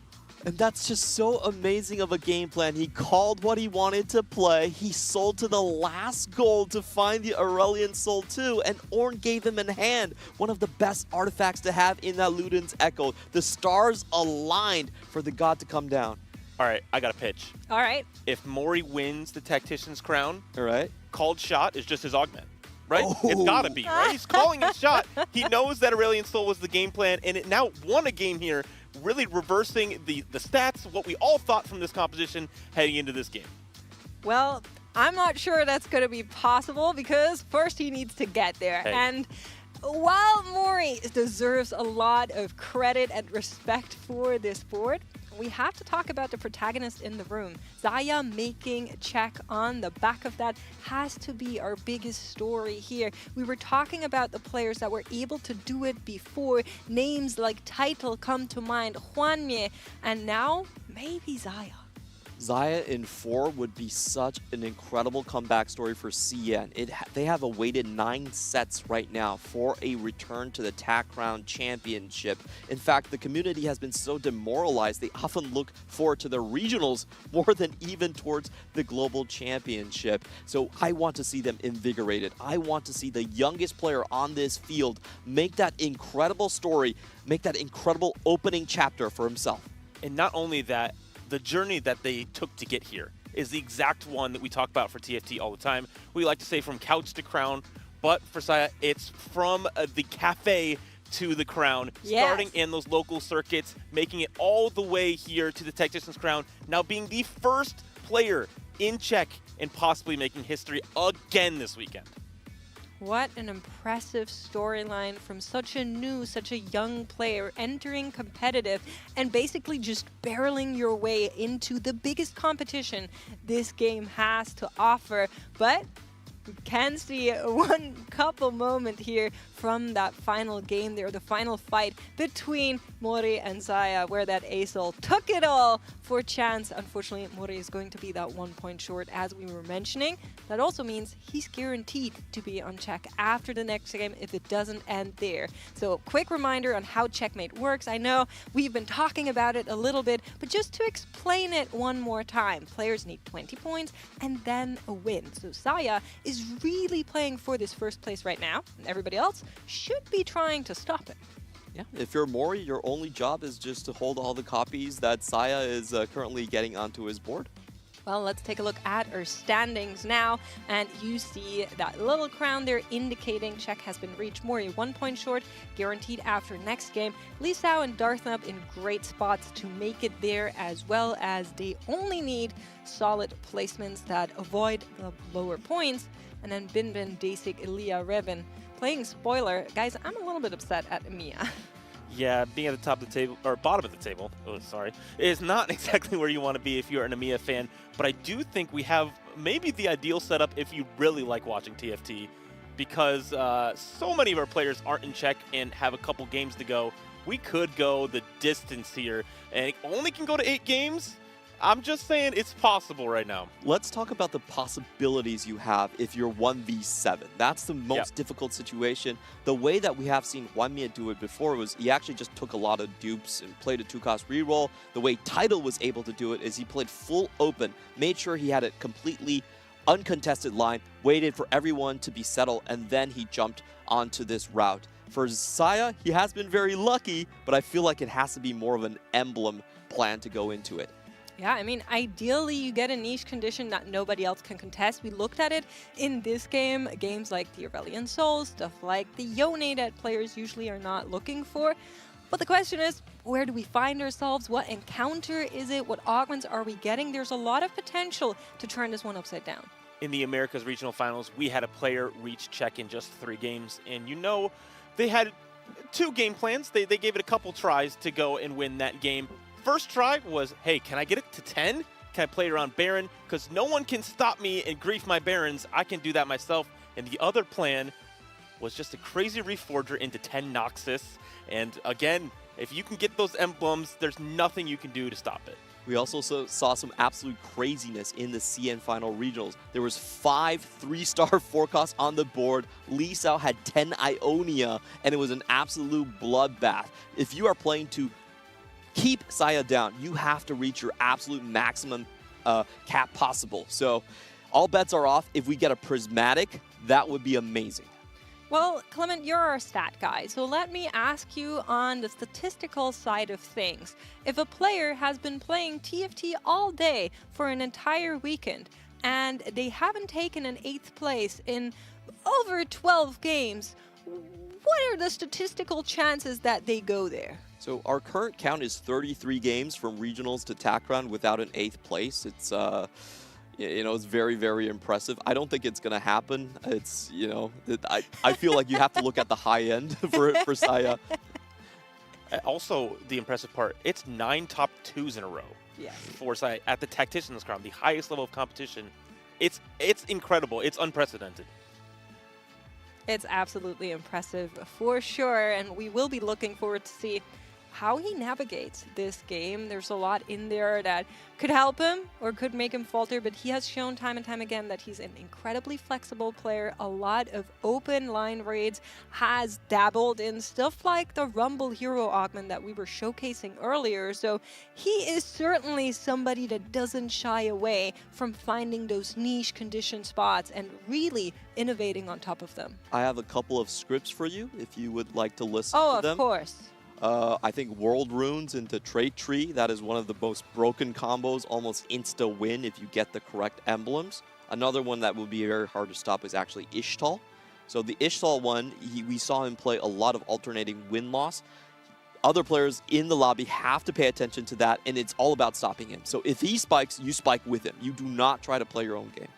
Well, speaking of Ishtal, let's take another look at how Lee Sao managed to pioneer the Ishtal in that last game. We were talking a little bit about this, but we do have a little highlight package of his quests that he took, and also him taking out those Ishtal units that you guys were mentioning. Yeah, I think this is a tech that has been very helpful for just keeping a little bit of secrecy. There's just a level of, even pause that players have to take when scouting of just like, oh, I can't instantly tell what you have. I have to then think about why you're hiding it. Those kind of things, just a little bit of advantages that help you propel yourself up the leaderboard.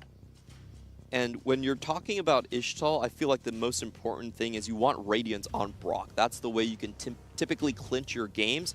The best way you have to go to is usually 625 cash out. That way you have a guaranteed Radiant. 550 gives you a Radiant TG, but that can often kill you on the spot when you're low HP. So 600 is the way to go. And just like Lee Sao played it this time around, the CN meta around Ishtal has been to have a very, very strong tempo line on stage 2 and really get most of your stacks on stage 3 and stage 4, especially with the Lost Streak quests and also the level up quests. Yeah, super interesting stuff there from Lee Sao, like you mentioned, leaning into that Mal early on. And then, well, gets rewarded. That Radiant Sterex is just one of the best ones to get for your Brock for sure. So happy to see that one. In the end, not good enough, though. Wow. Does fall, and we get another look here at the Yone taking Brock out. Yeah, and we didn't get to see that fight on broadcast, but that was an incredible bit of probably positioning that really happened from Saya, able to get the Yone just exactly where it was needed to get that CC through, but the set coming back in and doing an incredible amount of damage was the reason that they did drop out in that top 4, but not the top 1 scenario that they were looking for. Yone cap is a Silas set and just going for the full item Yone there as well. There's great positioning detail coming in that won 2 really impossible fights for Saya to move him into that 2nd place. I thought Dasik would have his number, especially with the lock. Oh, he didn't have the lock. He actually had the shark tooth. Fish bones, sorry. Yep. Close enough, Clement. We are into game number 4 here at the Tactician's ground, and this one does start with snip snip as Gwen encounter does come in our way. That means players are more eager, more likely to slam early items for tempo as they can take them apart later on. All eyes on Zaya, the CN challenger that is on check. Should he take a 1st place, he ends it all right here, right now, but everybody else is looking to stop that. We have Ionia Path of Blades, so running it back a little bit. Sona is one of those champions that can clear 1-4 by herself. So if there's good gold generation here, Saya could full sell for the best cap. Actually chooses to buy units. I do, sometimes it's not worth risking, especially if you like the Ionia. It is Path of Blades this time around, so exactly what they played last game. Maybe they think, that Fast 9 around Ionia is worth holding on to. And also, maybe they have extra information that there might be even more gold coming about. I'm getting deja vu here. Yeah. The pairs here. Yep. Well, gotta be ready for it. Kiana 2 certainly a very strong unit to have early on. We're seeing a Zona 2 pop up there for Elia. But of course, our players are always thinking about leaning into things that nobody can contest them on. How likely do you think players are to hold Xayah back here? Because at the end of the day, of course, when it ends, there is going to be your points that matter as well. So propping yourself up for maybe taking a second place is also something that has to be on their mind. And they're also, of course, wanting to get the points in case Xayah is unable to get that first place. We've always said it's a respectable play if you want to go for the $50,000 instead of the $150,000. It's not the play I want to see, but I respect it. It is the player's livelihoods on the line. Going to be starting us off here with Silver Augments to start this game. Let's see what we're going for. Ooh, decent high roll, 6. We got a spatula on board, so Dasic, I know one of the most popular strategies with that is to play around Demacia. We had 4 people taking Silver Destiny, and Revan still has not chosen. And so we have a lot of randomness entering our current lobby state. Xayah's going for the Bin game path. Go straight to level 5 and just hope you high roll a 4 cost. It can work. That's all I'm going to say. We'll see if the script writers are gracious on this one as we're waiting for those destinies to show up. We're seeing the gloves come up here for Lisao being one of them as lunch money is being picked up by Leah. Man. That's definitely one of the ones you don't want, especially when you're Leah and you had nothing on your board. It's one you want to try to win streak with, maybe even just around stage 3 when there's more units to kill and more damage to do. But it requires a win streak most of the time to help reward that early. Yeah, not something he's very comfortable on either. He's been playing a lot around those loose streak openers, selling board, playing least units possible. So certainly not going to be too happy about the selection. I would have to say if Xayah breaks his streak here, this game plan is probably not worth it. He actually straight levels to 5 and he gets an MF already. Never mind. Does he? Doesn't have any of the other Bilgewater units, but I don't feel like you could give up a 4 cost. I'm very curious what the game plan is here. It seems like right now it's just, hey, I had good pairs. I'm going to hold them for now. I'm going to see if I can high roll anything crazy. I also look across the conditions of the lobby and say, hey, might as well save HP, possibly play for something level 10 and capping around there if I have enough HP and I can get some crazier augments later to really push me to those high power levels, because sometimes you get those high levels and those 5 costs you really can't stop. What was in the shop? That speed? Holy! He bought the Mundo and the Nico just to trick Darth Nub, sold it all last second, and then bought the MF. Whoa. The fake out after Darth Nub leaves his board. That is some cool mechanics. I mean, there's no way you pick up, you pass up on the MF. I think it's impossible. And Xayah also found a Braum on the next shop? What? What are we doing? How are we doing this? Why are my games like this? I don't understand. Yeah, mouse wide open across the caster desk. That's what I can tell you here from behind the scenes. Everybody's kind of a little bit shocked at what exactly is happening here. But, I mean, that's how it works. You got to put yourself in the positions where you can find options like this one. And Xayah knows that. Is playing to those strengths, has the Braum on board, and is going to play around it. So he actually sells the MF, wants to stick just to the AP line. He probably thinks that Bilgewater is not high enough of a cap. And he has been doing very well on Galio Rise specifically. That has won him quite a few games. Across the lobby, though, obviously Xayah is the main character being in check, but there's so many players that are fighting for that. Darth Nub is fighting for that top 4 alongside Li Xiao. And once they get that, they're able to then contest this in the next game. But there's a lot of our players that just kind of still need to play their game plan. The only one that can really kind of, you know, stack everything because they can go 8th is Mori, who only needs that 1 point. Elia looking to just get his points in as well, going most likely for the Malzahar reroll. And we do have 4 bards on the bottom side. So we'll see which routes they settle into later on. The extra items as well is great for playing around win streak. It's very strong when you've already hit your 4 costs, so... Right. Okay, we've good AD items for Revan. I'm not sure. This might be an uncontested Darius game. I don't see anyone with Draven quite yet, and so could be time to return to comfort. Yep, sells away part of the Mundo pair. Wants to make max econ, and this is typically how Revan does play his Darius rerolls. A lot of times he doesn't actually find the Draven early, but is able to swoop in later. Yeah, that's a really good tech if you are unable to get that early into it. Just trying to play around whatever is strongest to then go in there as he is looking for those options. But Darthnub is yet another player that is looking for those higher finishes, and somehow I'm seeing a Vayne on his board again. I don't know, that's just another one of these players that's just able to call them from wherever he's looking for. Practice makes perfect. That's what players are starting to believe. Why are these just autopilot Darius LeBlanc players beating us? You just gotta play your game plan sometimes. What you know best, and maybe you're the best in the world at something, it's gonna be a great way to put yourself in that conversation. Saya, though, did take a loss.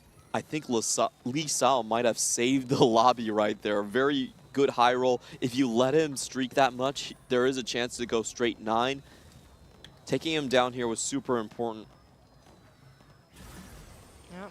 Let's see if he can get this win streak going, or if somebody is going to knock him down a little bit. It is Revan on the other side. And Draven, you're looking at each other and you're thinking, come on now. This used to be my comp. What are you doing? Oh, Revan seems quite in distress here. He's really far behind the ball compared to Lee Sao. I feel like he has to pivot off. And what are we pivoting into is the question, because so far we've seen Revan try to work around so many of these other things, but never really ending up in a spot where he can really find that comfort unless he can get to that fast 9 tempo. But again, we're playing from behind. I feel like if you're a Revan spot, you know, contesting this game doesn't make a lot of sense. If you're in a bad spot, why not try to contest Saya instead? Might be the just the goal for him. Extend the series and see how it goes from there. Oh, we are level 5, and we don't have an item onto this Draven, meaning that we're not unlocking Darius. Now we have a Scion, so we could be considering it once again. Probably waiting to see what the items are for him. It will be a 2 cloak drop here from this neutral round. Oh man, it's going to be a very curious adventure to see where he ends up. I love curious adventures. Me too. Yeah. Our players do too. That's why they all pick Destiny. True. This 3-2 augment, though, is going to be very important, especially if we can get more variants or people take more Destiny augments, or we get Prismatics would be a fantastic way to push this game into hyperdrive. And hyperdrive might just be what players need. Look at what Saya's doing. I was thinking about this. You should level to 6 here in case you hit forward thinking. So he knows his win out conditions right there. Straight level. He's such a killer, man.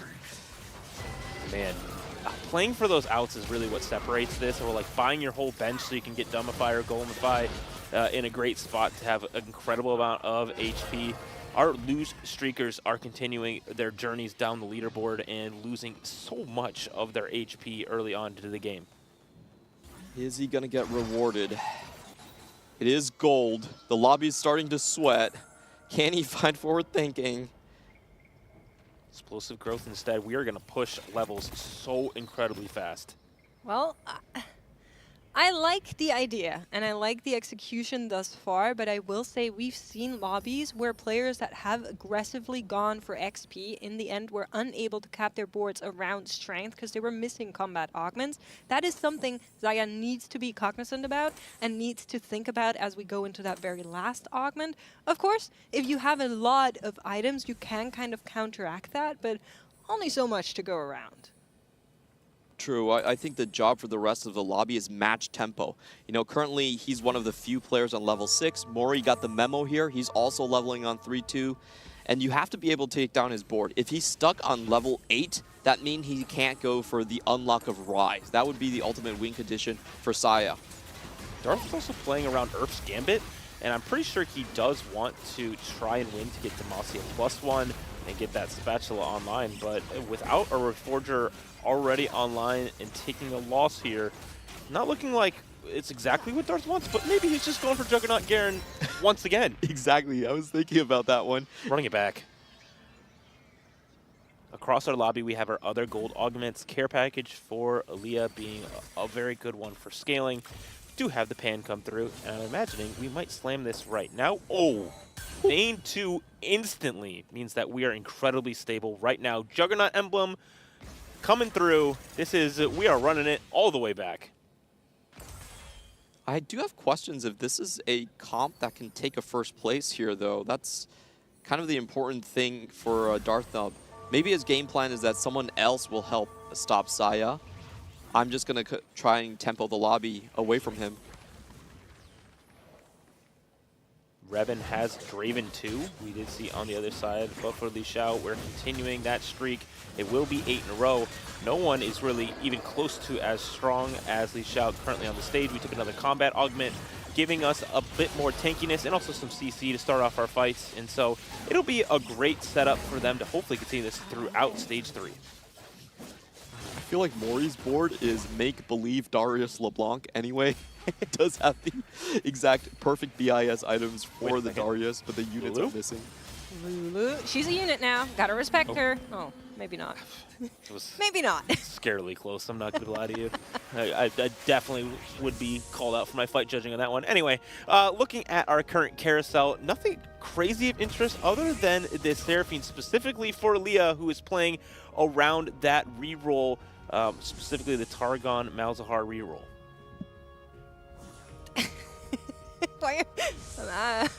I mean, I'm just thinking about Aurelion Soul now. That's Mori did this to me. That's all you want now? Yeah. Just more Aurelion Soul? Hey. It looked amazing. It took a first place. After all, why shouldn't we? Looks like Saya just took a 4-cost extra gold. And this is when everyone is going to get some more items here. It looks like Saya's trying to just get as many TGs on the board, spike as hard as possible. Wow, we are rolling with so low gold here for Leah. He knows he has to stabilize right now to use this lunch money properly. This is just not Aaliyah's day. Yeah, he really needed that frontline upgrade, and it's not even close. Very unfortunate situation for him. Okay, we break apart the items.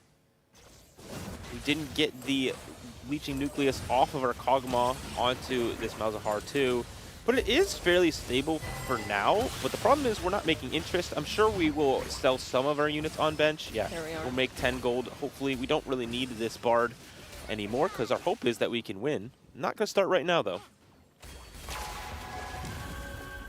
I believe it was Blades Ionia. I'm not 100% sure. It is. Oh, okay, thank you. And it does look like Mori will be going to that direction. So we have a couple of rerollers, but nobody really contesting on the Fast 9 game plan. So it looks like the 1v7 scenario is just for everyone to out-tempo Saya. But so far, he's still on 77 HP. This plan is... We'll see on stage 4, but it's not working so far. Right? I agree, and I think a big part in that is actually fellow countrymate Li Xiao, who has just been putting pressure on the Tempo 9 win streak so far, is going to run into Dasig right now, and certainly has a really strong board to contend here. As we mentioned, all that tempo is only going to work if you're then able to assemble a really strong board, but if your competitors come up with a really strong board, then you're going to stand in the rain a little bit, so I'm not sure I like this game plan from Xayah. Li Xiao hoping for the 10 streak here to keep that gold as high as possible.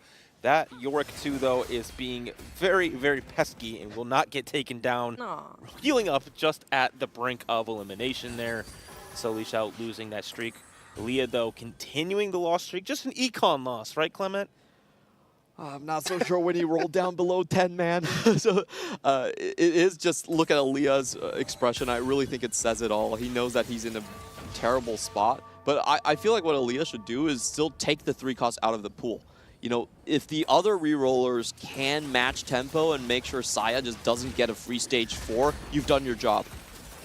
Yeah, that might be true. He will think about this per chance, but he also has, of course, a lot on his mind after a very unfortunate day 3 for him. Great day 1, mid-day 2, still able to make it into that final lobby. Great shop for Binbin.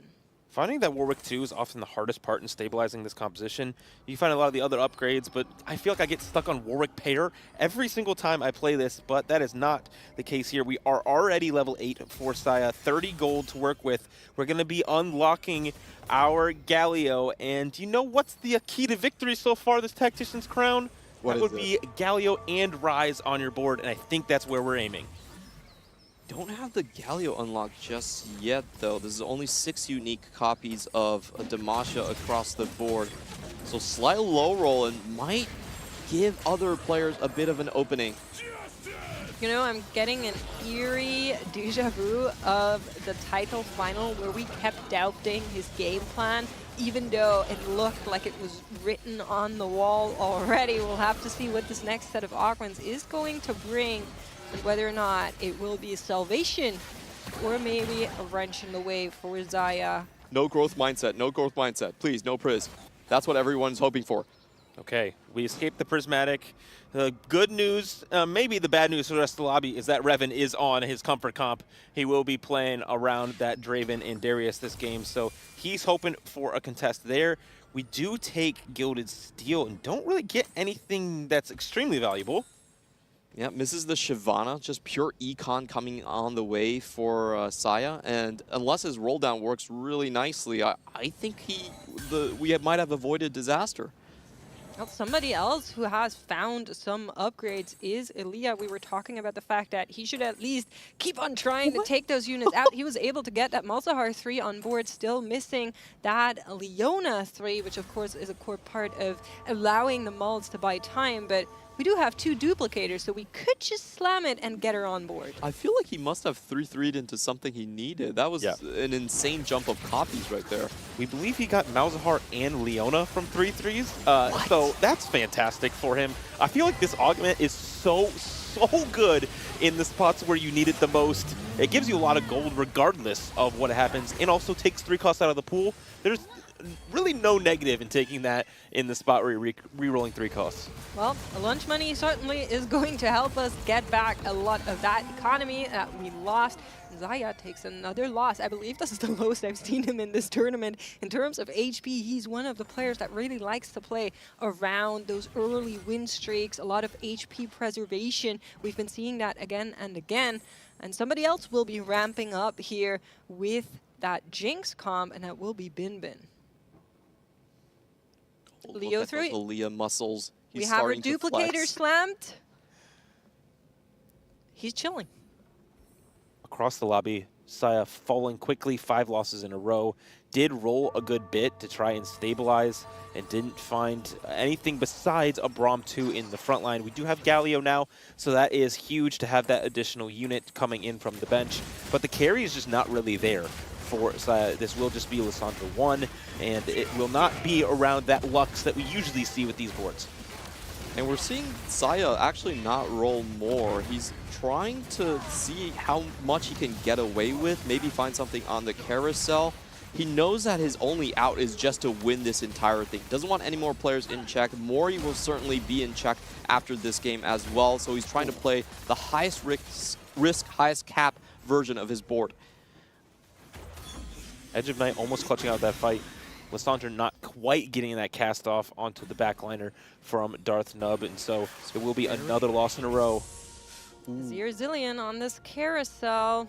A Zoe for Elia if he wants it. I'm sure he will be thinking about it. Goes for the Terrican stat. Fair enough. Saya heading straight for the Zillion, and he does find it. Okay, that's a better carry, better way to get to level 9, better way to possibly even get to level 10, which would be a great scenario for them. But I do think that this rise in getting to 9 as soon as possible is the current plan. The problem is we just have to get there. Now we've lost 6 times in a row. We need to win a couple fights. And a lot of the other players are already on upgrades. We saw Mori there on the Annie. We saw Lee Sao already has found the Mel. So those carries are starting to come online for the other players, which means damage is going to be spiking in the lobby. If you're unable to put a board together, I'm not sure the Cillian is good enough. One of the unique things about this set is you can't really grief and unlock, right? If you unlock a unit, it will show up in your shop guaranteed. So you get a rise, it's gonna work. There's not much more counterplay to it other than that. You have to kill them before they get there. Braum 2 taking the TG up here. I think this is not really a winnable position against Aaliyah's 3 stars across the board here. But Saya, he's still holding on to that max greed. 37 HP should give him 3 lives exactly. Any win here extends his chance to go level 9. The Zillion Bomb onto the Leona early means it will fall down as it ticks away. And a longer fight means more XP stored up through the Chrono Keeper as well. Saya, the plan is there. We will survive on to stage 5. And so if we can save enough gold, we could get to level 9. The problem is spending that gold on 9 and then upgrading a board that can win out the game. Checking in with Reven, we were talking about him being on his comfort comp, but the way he's playing this one is a little bit different. He had to move away from Lee Sao's board, I believe, and Lee Sao actually faked him out. Didn't even go for the Draven reroll himself. It is hard when you're sharing that pool of units, regardless of if you're rerolling. Just makes it difficult on him, but now he's level 8, trying to go 9, playing around Fast 9 AD, which has been the worst performing comp, especially when it comes to Fast 9 so far this tournament. Well, somebody that is not giving us a lot of surprises, Darknut. Yep. He's playing once again around these Demacia long shots. We have triple items on both Kaisa and Vayne, still looking for that last copy of Kaisa to really get online. But we know that this comp can certainly contend and can certainly deliver losses to other players, as we are seeing on the side of Daysik here. Zaya taking yet another loss. He is going to be on his last life as we go into stage 5. 16 HP means that he probably has another loss that he can absorb, but it would be very difficult to see him coming back. He actually goes straight to level 9, and that was the play he was waiting for all along. Now has to set up his board for the rise. It's here. We will be getting it next turn. We'll have 19 gold to roll. 7 of that will at least be going to Rise. These neutral and the drops that come on this round can shape this game and help Saya make Tactician's Crown history. He just needs as much gold as possible. The items don't matter anymore for him. His front line is just held together by TGs and hopes and dreams. Here comes the roll down. Volley Bear coming. Garen 2 right off the bat. Volley 2 almost in position. We're not going to sell that to unlock Silas. Instead, we're going to stick with the solid front line. Rolls down, tries to see what else he can find on upgrades. Additional copies of that Rise, of that Galio. Volibear would have been huge. Does not find those, but the Garen 2 is going to be a massive upgrade to the front line and Rise. Certainly a stronger carry than that. Cillian TG going to be slammed on the Galio to try and give him something to work with here. Goes up against Reven. Reven's board is not that upgraded, so probably a good one to run into right now if you're rooting for Zaya. My heart is absolutely pounding. This could be one of the quickest championship wins coming from our youngest player in the field. Saya has his board assembled. He just needs the blessing of Mordog. He just needs those Volley Bears to show up first in his shop, and the path is clear. We've seen this composition win tournaments before this set, and now hoping to take the Tactician's Crown. Weijin Iverson took TPC 1 over in the Americas. So many of our players are now going to 9 and spiking. Lee Xiao rolling a good bit of gold here, trying to upgrade this board. Now has a pair of Mels. It's about money being rolled. Reven on 9 as Ooh, well, trying to upgrade that huge. board, trying to reach a similar comp that we're seeing from Lisao here, but Mel 2 certainly is a contender. If Zayag ends up running into Lisao here, I'm not sure who takes it. Going to be Reven instead. With the meld too, Lisao definitely makes his board strong enough to take down what Saya has to offer. 16 HP now, it means that if you can win 6 units against Saya, you can take him out in one blow, but we haven't seen a board strong enough to do so. Maybe only Lisao is the one that could play the role of the extender. Reven on the other side did roll a lot of gold. He still has 30 gold left on level 9, so a good amount to work with.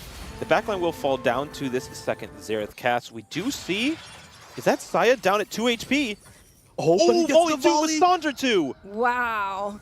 Now, final life, no more extra HP to give. He lost to Bin out of all players. And do look on the right-hand side here. Our lobby is so incredibly close. So many spikes have already hit the boards of the competitors. I'm not sure Zaya's board is strong enough to contend here. We'll need to keep our eyes open and see who's on the other side. Could be Daisy, could be Mori, but could also be Darthnub on the other side. All of these boards are not the strongest, but let's see if Vayne and Kaisa have anything to give to keep this tournament running one round more. Darthnub has done the impossible so many times before with this comp, even with just the Garen one being able to hold up the fort. That stunt going across the front line seems like it might be enough, and there's so much time spent by this volley bear not focusing on the targets, but no. Is the Garen enough? Is the Garen secret tap good enough to stop Saya? There's just no front line on the side of Darthnub here that could be anything in Zaya's path. The first player eliminated. Reven knocked out in 8. That opens the path for Lisao. They were sharing a lot of those units. It is on his shoulders now. Massive potential gold injection for Saya. He should be sprinting for a 5 cost here. Mori also one of these players that has a very high cap, playing around that Annie, which is another recipe to win games. Bin does have that Jinx 3 as well, where Lee has hit his whole board also. And so there are a lot of players in this lobby that are very, very high cap, but Saya has the opportunity to go above them if they're able to upgrade the rest of these units. Lisao probably is the one with the most chance to take him down here, so we'll see what items he gets. Saya's on the right side of the screen, Mori on the left.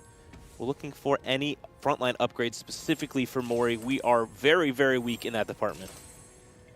Ooh, being stuck on the Annie one. Doesn't look like Mori will be the one to do it. He will go into check regardless for him, but he would have really preferred to take down Saya in the process.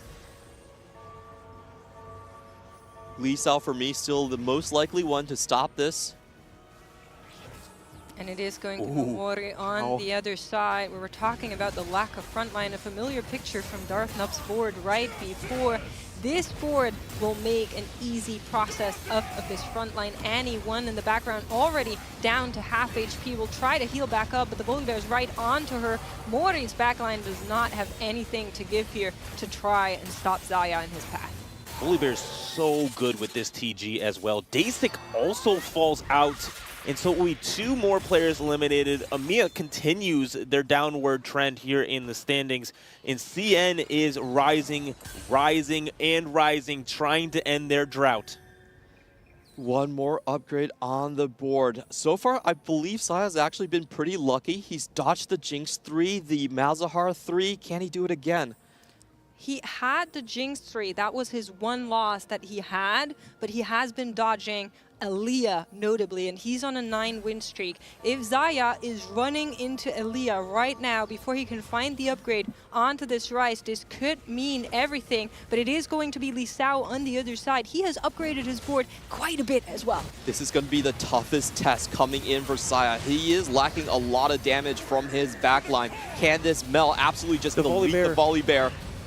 Xerath ult does not take out the Rise, and the backline has to be the biggest story maker here. The front line has been crumbling for Zaya. The execute goes through. The Xerath and the Mel takes it down. You're just immediately wiped from the board, and Zaya takes out Lisao.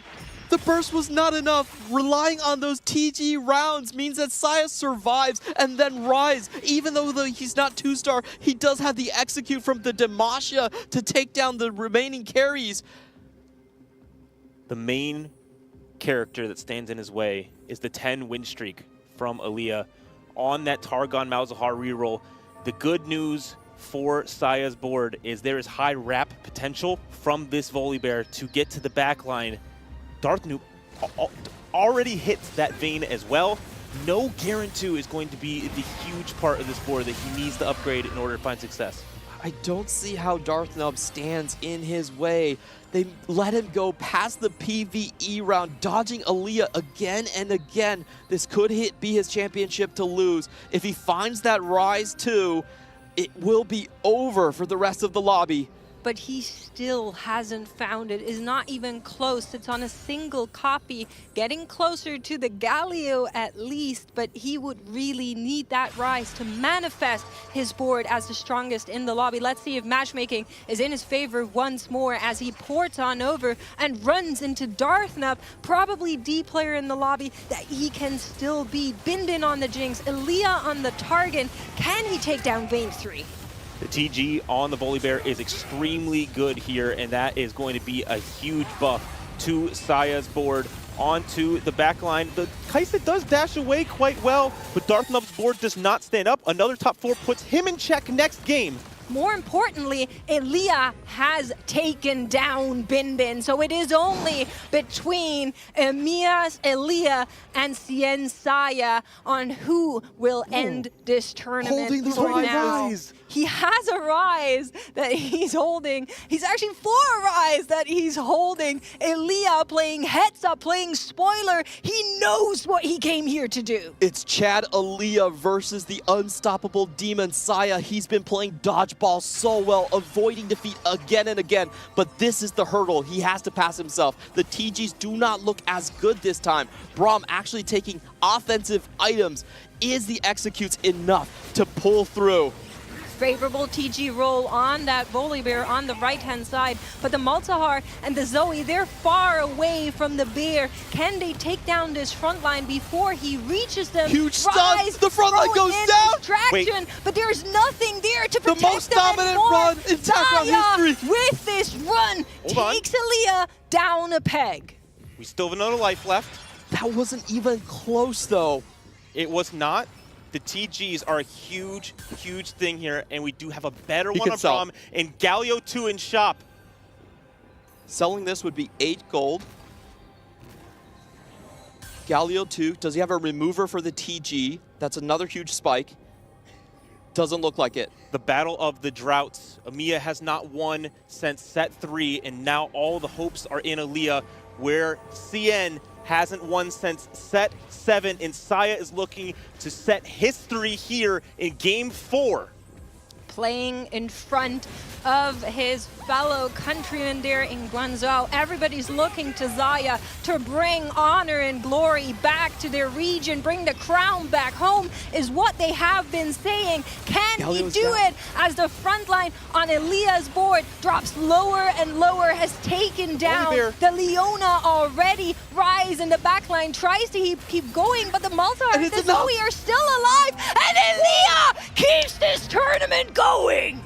We will keep playing.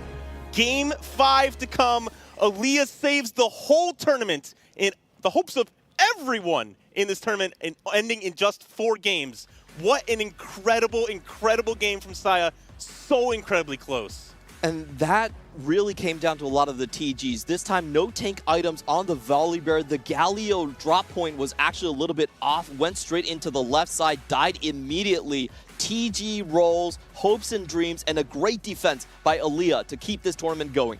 The heads-up play to realize he's looking for this Rise, unlocking the Rise himself, even though this comp doesn't necessarily play into unlocking that. He does it, takes 4 copies out of the pool before Zaya even stands a chance to get there. The only way to stop this man, and he has yet taken another top 2. And that's what makes these players the best in the world. Elia knew exactly what the win condition was, and he denied it. Rise 2 would have won that fight, and it did win the fight before, just on Rise 1. If he would have hit that, it would have been all over. And instead, we're playing more TFT, and more players now have the chance to take the Tactician's crown for themselves. So many more players in check. It's no longer a 1v7 game. Everyone is looking after their own game plan coming into the next round. Honestly, I don't know if you can feel it at home, but hearts pounding through the chest here as we were so close to maybe crown yet another winner. And the field has swung wide open now with more players in there. Mori at least is going to be on the cusp there to try and get this win in. It is going to continue to be amazing. We've been seeing just top-notch S+ tier TFT here at the Lorne Legends Tactician's Crown, and we will keep it going. We'll be right back after this short break. Stay tuned.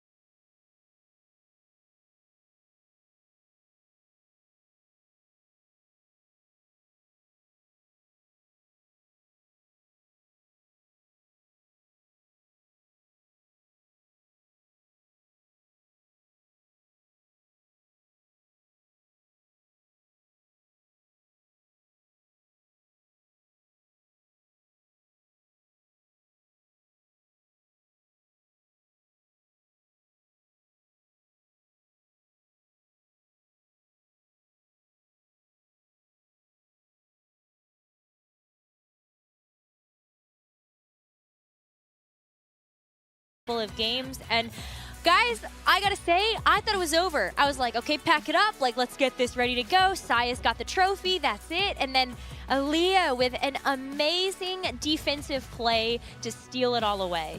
I mean, we did think it was over. We were all preparing. We were like, all right, get ready for the end of this. It's a really quick day, but now settle back in. Now, well, I'm not going to spoil the scoreboard. Now a few more players are ready to try and take that crown. And Aaliyah, I think we've seen how emotional he is as a player. He has to be supercharged now for these next 2 games. Imagine having the weight of the entire tournament on your shoulders. Every single tournament player watching your point of view, seeing if you can continue this tournament to at least a game 5. And Aaliyah clutches it up when it mattered most. Off of that, I think very fortunate 3-3 to remember. So just everything worked out in his favor. Wow, we see the replay come through. That is a Leona and a Malzahar. Exactly what the doctor ordered. Hits that almost immediately as well as another Leona. This definitely set up what was to be a great comeback. It was so cool because this was after we had watched over on the sidelines Aaliyah whiffing. He is starting to get so stressed out. A Leona 1. Things are really not going his way. And then Mortdog's gift. And the real masterclass, I think, was finding that Rise unlock. Being able to make it to 9 in the first place with Leona Malzahar, it's just a very hard thing to do. You need so much econ to get there. Just barely made it right before there was even that chance for a Rise 2 from Saya. So he just played, I think, a beautiful game of TFT. He did everything he had to do right and played into some high rolls to find that success. But he lost the second to last fight. This is where we said, I think maybe it's just cooked for Aaliyah. He's destined to get second place in this game. Saya found the upgrade to the Galio 2, and we thought maybe that would have been the power spike to just keep it over the edge. But then, a surprise, surprise, a little bit of a positioning difference, and Aaliyah takes it. It shows how much skill is involved in a game like TFT. Obviously, there is some luck involved. Getting 3-3 is Aaliyah absolutely pumped up because he knows that not only is this his only second win of the tournament, it came at the most important time. We were joking because he said as one of his fun facts that he was going to buy a new bed frame for the Tactician's crown since he made it. But maybe he would have needed to buy a 4th one because he's had a day today. Just go for the discount, order like a pack of 5, and just have it ready to go for this set and the next one as well. Oh man, absolutely crazy story about Aaliyah and just a crazy performance on top of it. I'm so excited for this next game. Let's take a look at the standings to take stock before we enter into game number 5. We now have half of the lobby on check. EMEA is unfortunately missing in the regional lineup, but we've got 1 player from the Americas, 2 from CN, and 1 from APAC. EMEA is playing the content plan. Now we're going to take turns winning all these next few games and bring it all the way to 8 games total. But let's take a look at Saya's scoreline right now, despite not winning this last game. He has only placed 1st or 2nd for, I think it's 10 games now of TFT, which is insane in maybe, you know, a tier 2 cup. It's insane in regionals maybe, but at the TAC round stage, including a grand finals, we have never witnessed this level of dominance. I also want to call out Darth Nub, who has just played some really consistent TFT. Obviously, hitting Juggernaut on Garen seems to be his recipe, but it is really working out for him, able to get him now on that check for Game 5. And this is really where we start to see a lot of it change, because now not so many people can just grief people. You just have to play your game plan, and a lot more things open up. What you're talking about, though, is something that has been recognized by a lot of players. Knowing that you're out, your win condition is going to be getting some type of emblem onto the Garen. We're going to see a lot of our competitors opt into maybe some of those more high variance picks so that they might just high roll, win the game that way. We've been saw players adapting. Revan, a player who we saw playing a lot of reroll yesterday, a lot of Darius reroll, had a spot to play it, instead pushed levels. A valiant effort, didn't quite work out. I think overall the Fast 9 AD line has not performed at a high level in the stats this entire tournament. He tried to make it work, couldn't quite get those right items, couldn't get the Kindred 2 at the end as well. But I like to see Revan at least getting out of his comfort zone, realizing he has to adapt to what the lobby looks like. He can't just force a single comp every game or force a single reroll type line every single game. A player I'm looking out for a big comeback, exactly when they would need it, would be Dasic. A first place would put him in check. And, you know, you're saying the EMEA player's going to take turns going for those first places. I think it's Dasic time. He needs to get that first place in this game. And so why not just play for it and flip the game? Coin flippy. Hey. Gotta go heads like 4 times in a row, but if that happens, no? I'm a believer. I've also been very impressed with Lisao. I think he's played kind of not the riskiest of games, but he's consistently made it to these very, very strong boards as well. Ending, I think CN as a whole today, Sai is obviously the highlight, but they have been very dominant, almost always in that top 5 position, really racking up the points. And I want to see how players don't band together, obviously, but how they really put a real target on Saya's back. He seemed ungriefable in this last game until Aaliyah got those copies of Rise, for example. I think Saya is playing a similar style we saw from Tidal back when he won in set 9, where he is very just hard to grief because his game plan is so wide until he really locks in on stage 4 into a specific line. So I want to see how that intermix happens in this game 5, how players start to try and grief him. I wonder if some of that comes down to, do you just try to push the tempo even further? Sai on a couple of occasions now has actually picked things like explosive growth, played around some of those early forecasts that he's hit, taking them out of the pool and allowing them to give him some direction so that people go, okay, well, I have to play catch up, but you don't want to have to play reactively like that. This last game, I will say, on stage 4, Binbin, Revan, and Aaliyah were all on 5+ win streaks playing 3-cost reroll. Saya faced them back to back to back, losing every single one of those fights, is why he came down to that very low HP threshold at the end. He still clutched up like an anime hero and would manage to win all those stage 5 fights to push that 1v1 at the end against Aaliyah. But that's part of the plan, right? If you think Saya has to play for high cap, has to play for a first, has to play a greedy playstyle, you have to tax him in stage 4. Make sure he cannot get there with a lot of HP and gold. One thing I want to call out, Leona Zoe, that composition so far this tournament has been played 26 times. It's top 4 61.5% of the times. You know how many times it's won? Only one other time. Only one other time is that composition won. And so it is absolute cinema that Aaliyah was able to pull it off. As you can see on our screen, we're missing our favorite Spanish streamer here. Revan's just not in his chair at the moment, but as soon as he gets back, we'll be ready to roll. He does some pull-ups between games, so most likely getting the blood flowing, making sure he's locked in and out of the conversions. Our players are so healthy. Darth is doing steps, Revan is doing pull-ups, Aaliyah... Yeah. I was saying, like, Aaliyah is also, you know, he gets locked in, he does, like, you know, some big flexes. Aaliyah is Darth Aaliyah now. He's transforming. He's hoping to get the same type of good fortune that Darth has had so far throughout this game. But these are the big players. 21 points apiece for Darth Nub, Mori, and Li Cao as they join Saya at the check mark position. If they can get a first place here, they will win the Tactician's crown for Lore and Legends and join a very elite group of tacticians that can say that they have done this.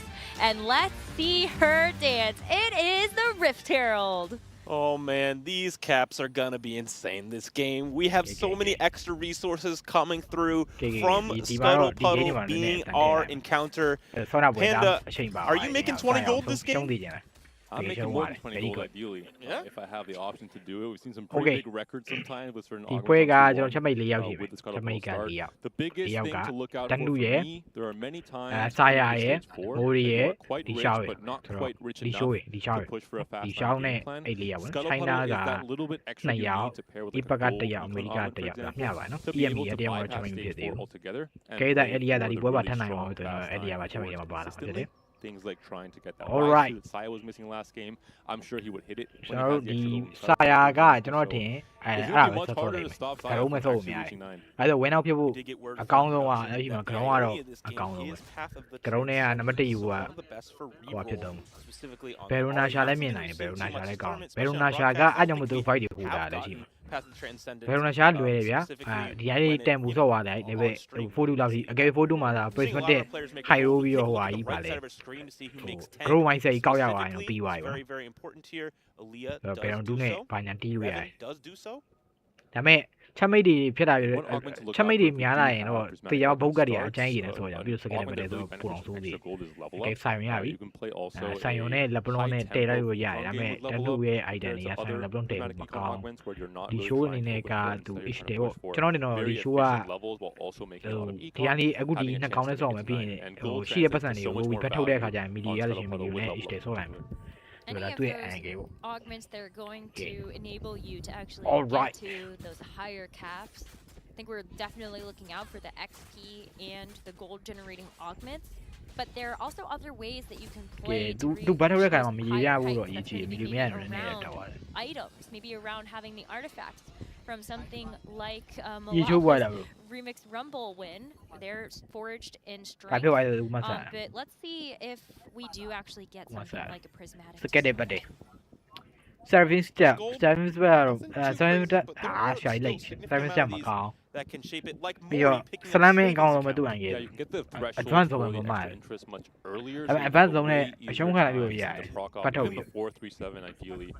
Spreading roots is also one of the big pickups that some players Oh, might be going saving for with account. gold This augments, is- but will be this late is like scaling for Roman Saya, anyway. so he does find a way to pair a gold econ augments So, with that potential Caronia level များမယ် 9 power တော့ with အကောင် making econ ကြီးကြည့်လိုက် bro more consistency, အဲ having econ those kind of ပထမဆုံးက more ဝါဘက် resources. So ပဲပြမင်း already a scary ဝါ game ဘက် plan is နော် being formulated ဒုတိယ by ပဲ Saya. ဆာယာ legging specialist တတိယပဲကိုရှုလိုက် econ 1နော် Mori saving account စတုတ္ထပဲကိုရှုလီရှောင်းslamming ပြီးတော့ Elia တော့ preparation Elia ရဲ့ weapon ဟို EMP ရဲ့နှစ်ဘဲနှစ်ပွဲရတော့နည်းနည်းဆေးထိုးနေလာပြီးတော့ Daisy econ ပြီးတော့ 10 to Pins econ on 16 points. He doesn't have to take a Econ huge wins risk, but I think he knows what is one ဆို way တော့ to 2ယောက်က stop လွယ်ပြီးကျန်တဲ့ law မှာ6ယောက်က winning this game myself. econ နဲ့ပဲယူတယ် Warpath is one ဆို of တော့ those ဒါ very သူ risky ဘုတ်ကတ် augments. ကိုအကြီးကြီး If နဲ့ you manage ချက်မိ to နေထိုး ride that tempo wave, if you stay ahead of the rest of the lobby, အဲ win all these ခဏ fights တော့ in ဟွာ stage တန်း 2 လို့ and ပါ 3, လိုက်တာ you can get a cash out so early on and just ဒါ snowball သာ the lead.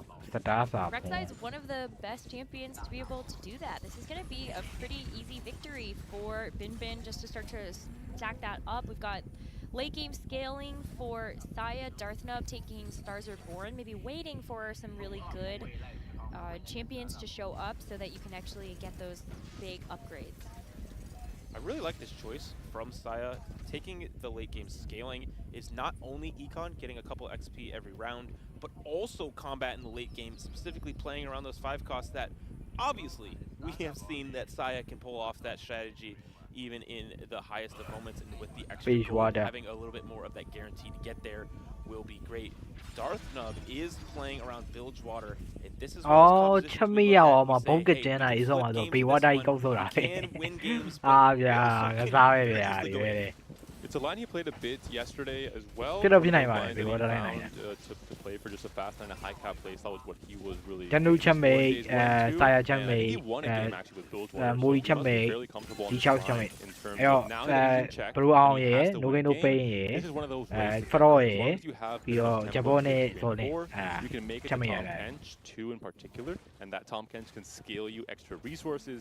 That's where you become a very scary player coming to stage ဘရောင်စွန်းတာပွဲတော့တီးခံလိုက်ရပါတယ် Going ကဲ to လာ be ပြီဟို full open forts ဆိုတော့ for Raven အနေနဲ့ Aaliyah ကတော့ and ဒါ for သူ Revan. Jinx ဆောက်များတယ် Revan has some very interesting Yeah. game plans over ချိန်ပြုတ် the များ course ပဲ of ကျွန်တော်မထင် today. ဘူး He has မထင်ဘူး evolved to be beyond just the Noxus reroll, but he has the Bard unlocked, so I can't wait to see where he takes this.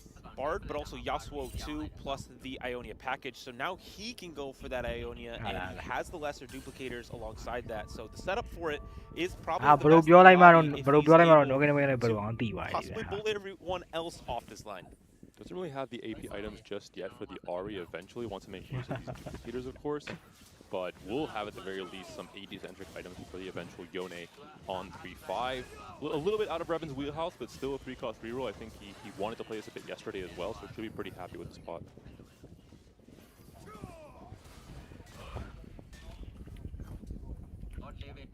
And for Mori, for both the savings accounts player, the big thing to consider is that they're going to have very low tempo, but when they both get TK their နဲ့ gold procs, TK they're နဲ့ going to have massive TK နဲ့ဘယ်လို spikes. နဲ့ဆိုရင်တော့အဲ့ဒါများနေ One ပြီ in နော် this case, maybe even TK earlier ဘယ်လိုဆိုတော့အဲ့ဒါများနေပြီနော် No Draven.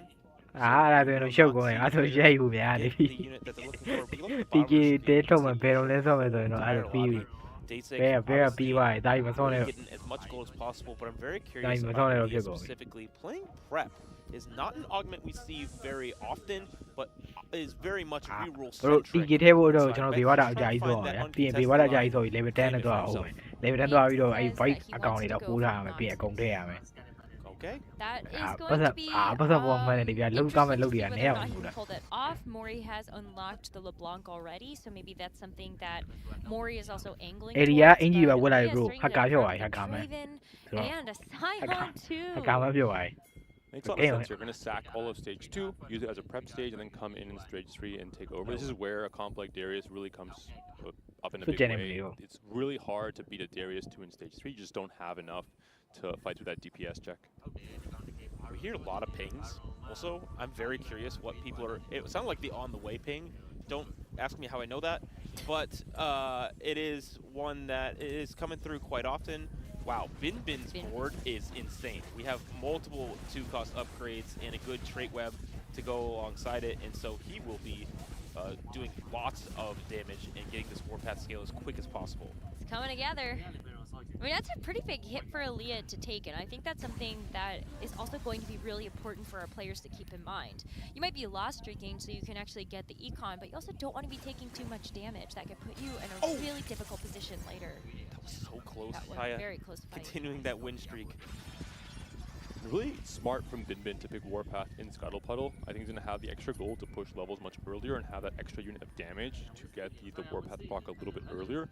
And he also assumes that some players will pick up things like savings account, kind of double dip on the econ to try and push levels level 8 to 9. And he's going to have a lot of free wins in stage 2 and 3 to try and get all that player damage. Saya going for the streak. Bin did take a loss. I'm not sure. Wow, level 6 from Saya on 2-6 to try and guarantee the 5 streak as well as just have the dominance of this lobby coming into the start of stage 3.